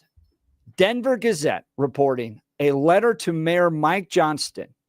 Denver restaurants say they're now watching downtown fall completely apart. Restaurant owners say they are dismayed with the progress to revive the core city. Several downtown restaurants said they are at a boiling point with the state of downtown. In a letter to Mayor Mike Johnston, the city leader sent last week, Dave Query, owner of Jack's Fish House and Oyster Bar, expressed frustration with the mayor, noting he had promised on the campaign trail to turn downtown around. Several other major restaurateurs in downtown Denver signed on to Query's letter, including owners from Illegals Pete's. By the way, that's not like a conservative bastion. When you walk into Legal Pete's, they got rainbow flags, BLM stuff everywhere. Cholon Restaurant Concepts and Union Station's restaurant operators. You ran your entire campaign platform on restoring our downtown Denver business districts, Query said in his letter. It has gotten worse since you took the position of mayor, even though you received $550 million towards stewarding it in a different direction. The Boulder-based chef behind BRF Restaurant Group said downtown's traffic plan and new bike paths implemented in the last 2 years have taken up parking spaces and made it more difficult for customers to come to their businesses. In addition, food trucks are taking parking spots and bringing in more competition. He also pointed to a series of stabbings on the 16th Street Mall, over a January weekend where 2 people were killed and 2 injured. That was that flight attendant. Oh, this is the current vibe and energy on our downtown streets, and our longtime Lodo and Larimer guests are now driving to Cherry Creek and Northfield and Golden for dinner and entertainment, Corey wrote. We are now watching the 10th District, which is that area around the 16th Street Mall, fall completely apart. The entire downtown traffic plan and bike path cluster implemented over the last 2 years is a catastrophic disaster. Spokesperson for the mayor's office reiterated the mayor's goal to make downtown a safe place for workers, residents, tourists, and businesses. All right, so what gets me about this is like, Bill, we have been yelling from the rooftops for well over a year now that it is failing in the city of Denver.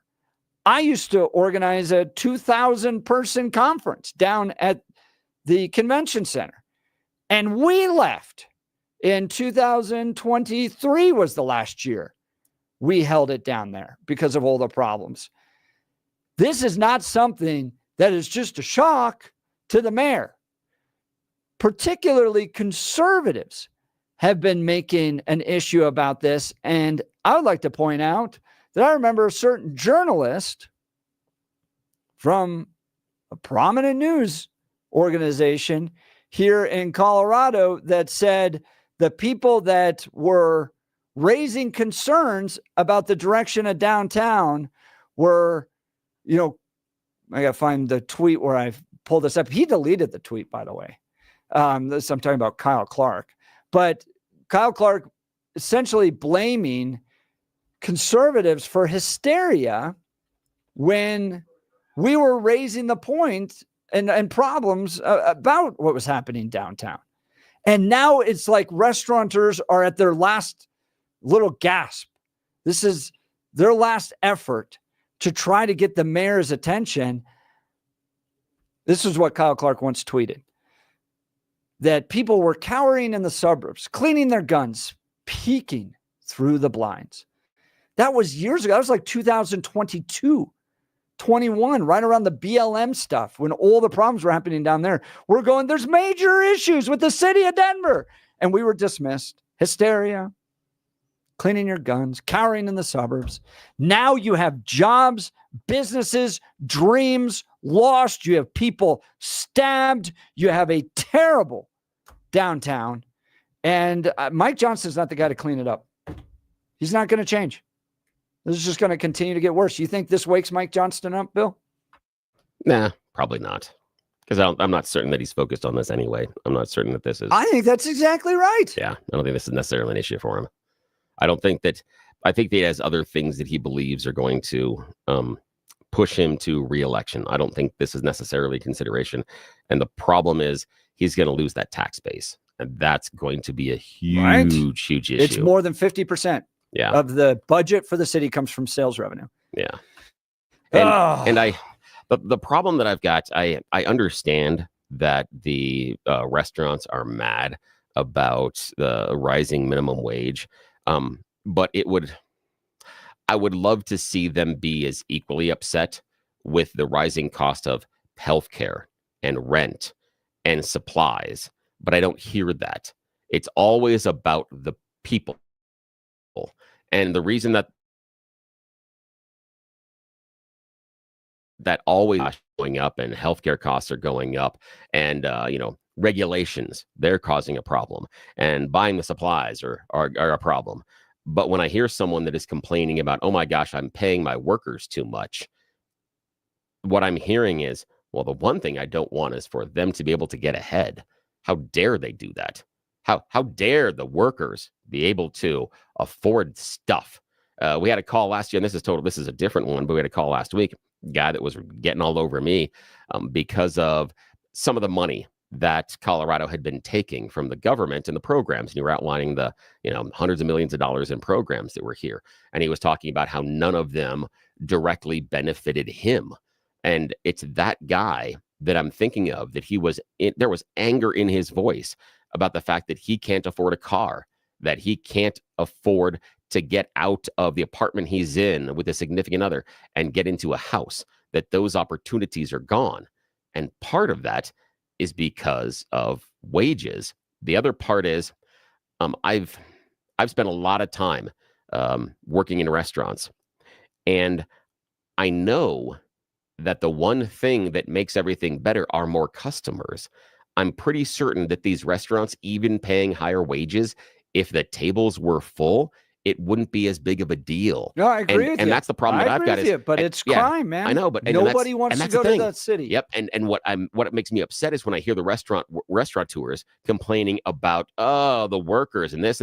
No, it is external. The number one reason that you're having problems right now is external in my mind. And that is people not wanting to go downtown, the changes in how we work, and also crime. It is a layer of things. And the fact that we can't get more people back into downtown working for a large number of reasons is part of the problem. And then we can't create downtown affordable living either. And that's preventing a captured audience from being able to, within walking distance or even a bike ride, going to explore a lot of these restaurants. They're missing out on customers. I disagree with the idea, and I understand that. Look, maybe at this point, you just got to let it die. That breaks my heart. I love the city of Denver. I grew up going down there, going to shows, going to restaurants. I remember when it was great, the Western Conservative Summit was down there. You could go to restaurants at night. It was a different city. And look, if Mike Johnson's not going to change it, if the voters of Denver aren't going to change it, it's got to follow its due natural course. I guess we let it die. Do we let Denver die?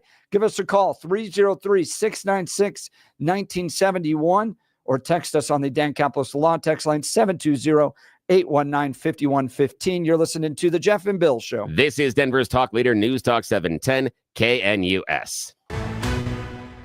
At this hour, I'm Christina Ohio in Dallas, and here are your top stories. Jamal Bryant, a mega pastor in Atlanta, is being heavily criticized for what some are calling a hate-filled anti-MAGA sermon in which he said God will remove Republicans from government agencies if people praise him. Listen. Come on, public enemy. I came to tell white supremacists. I came to tell MAGA. I came to tell white privilege. We coming, we coming, we coming. God said, when you give me glory, I'm going to run them out of the State Department. If you give me glory, I'm going to run them out of Congress and run them out of Senate. Shout like we got faith. Thousands of workers across numerous federal health agencies were fired over the weekend, according to a letter that was revealed by one of the employees who was terminated. The letter states, quote, unfortunately, the agency finds that you are not fit for continued employment because your ability, knowledge, and skills do not fit the agency's current needs, and your performance has not been adequate to justify further employment at the agency. The letter was signed by Jeffrey Anoka, who is the acting head of human resources for HHS. According to reports, thousands of letters were sent out on Saturday. Some agencies have been granted exemptions, including the CDC's Epidemic Intelligence Service. In Dallas, Christina Wild, Salem News Channel.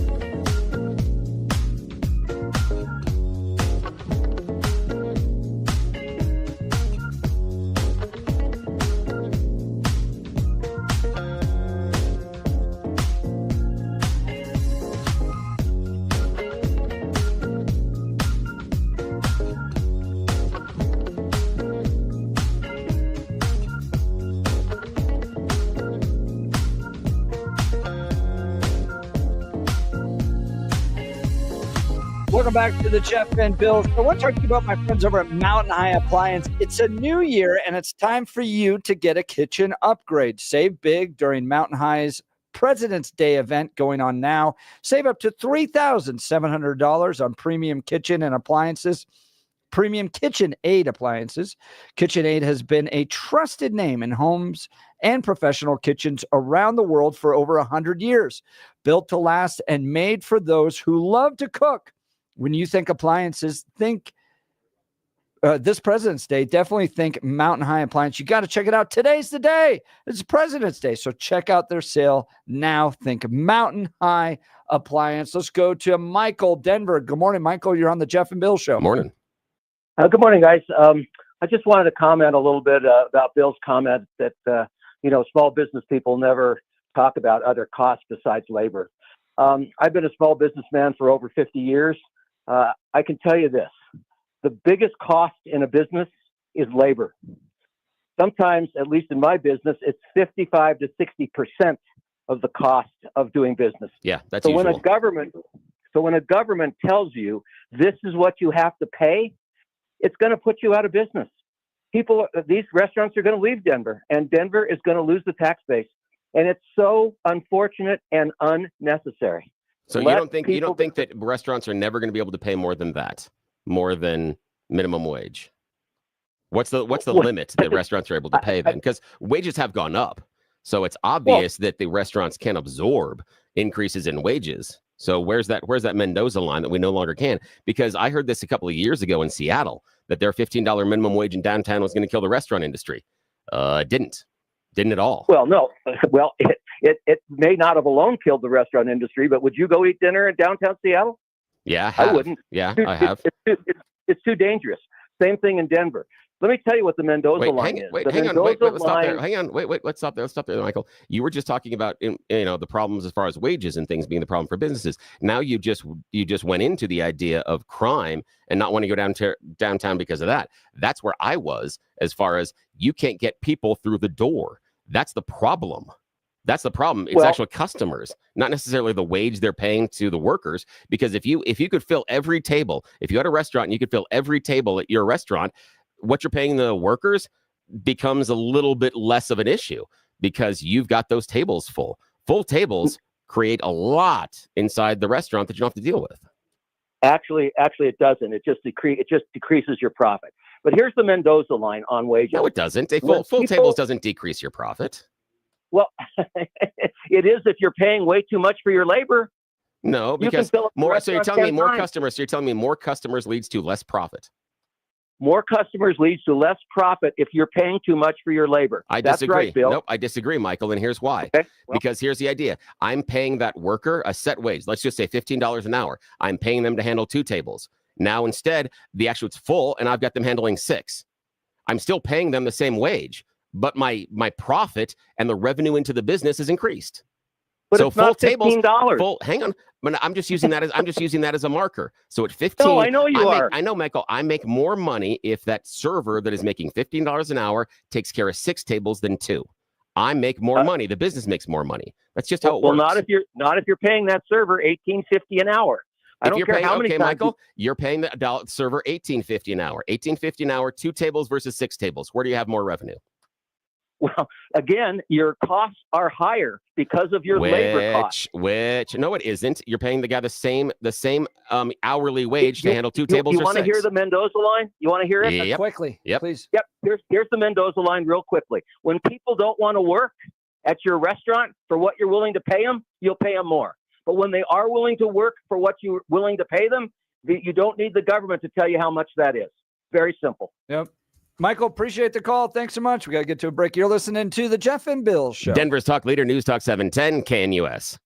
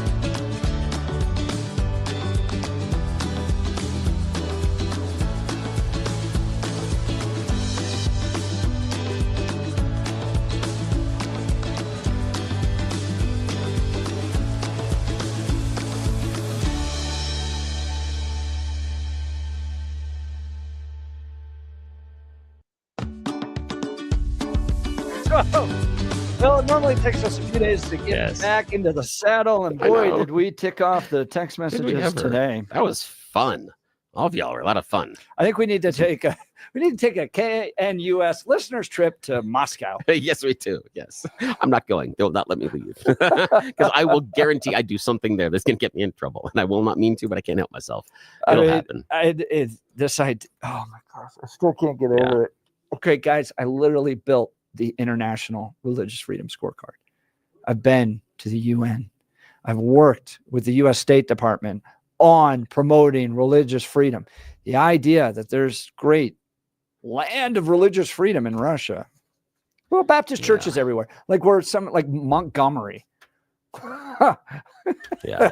Come on. Oh, it's not there. Believe me. And that doesn't mean I'm like totally Zelensky all the way. No, but be honest and reasonable. When you get one choice of religion, you don't have religious freedom. Well, they spent 80 years killing Christians and shutting down churches with the Soviet Union there. By the way, Putin coming from that old guard mentality is all of a sudden this great, like, yay. Yeah. Let's go evangelize on the street. Oh, yeah. He's all about that. Lee. I know. All right. Crazy. Well, today's been fun though. Feel free to text us. Lots of a man can read. So 0819-5115. You're listening to the Jeff Today. We are Denver's talk leader, News Talk 710 KNUS.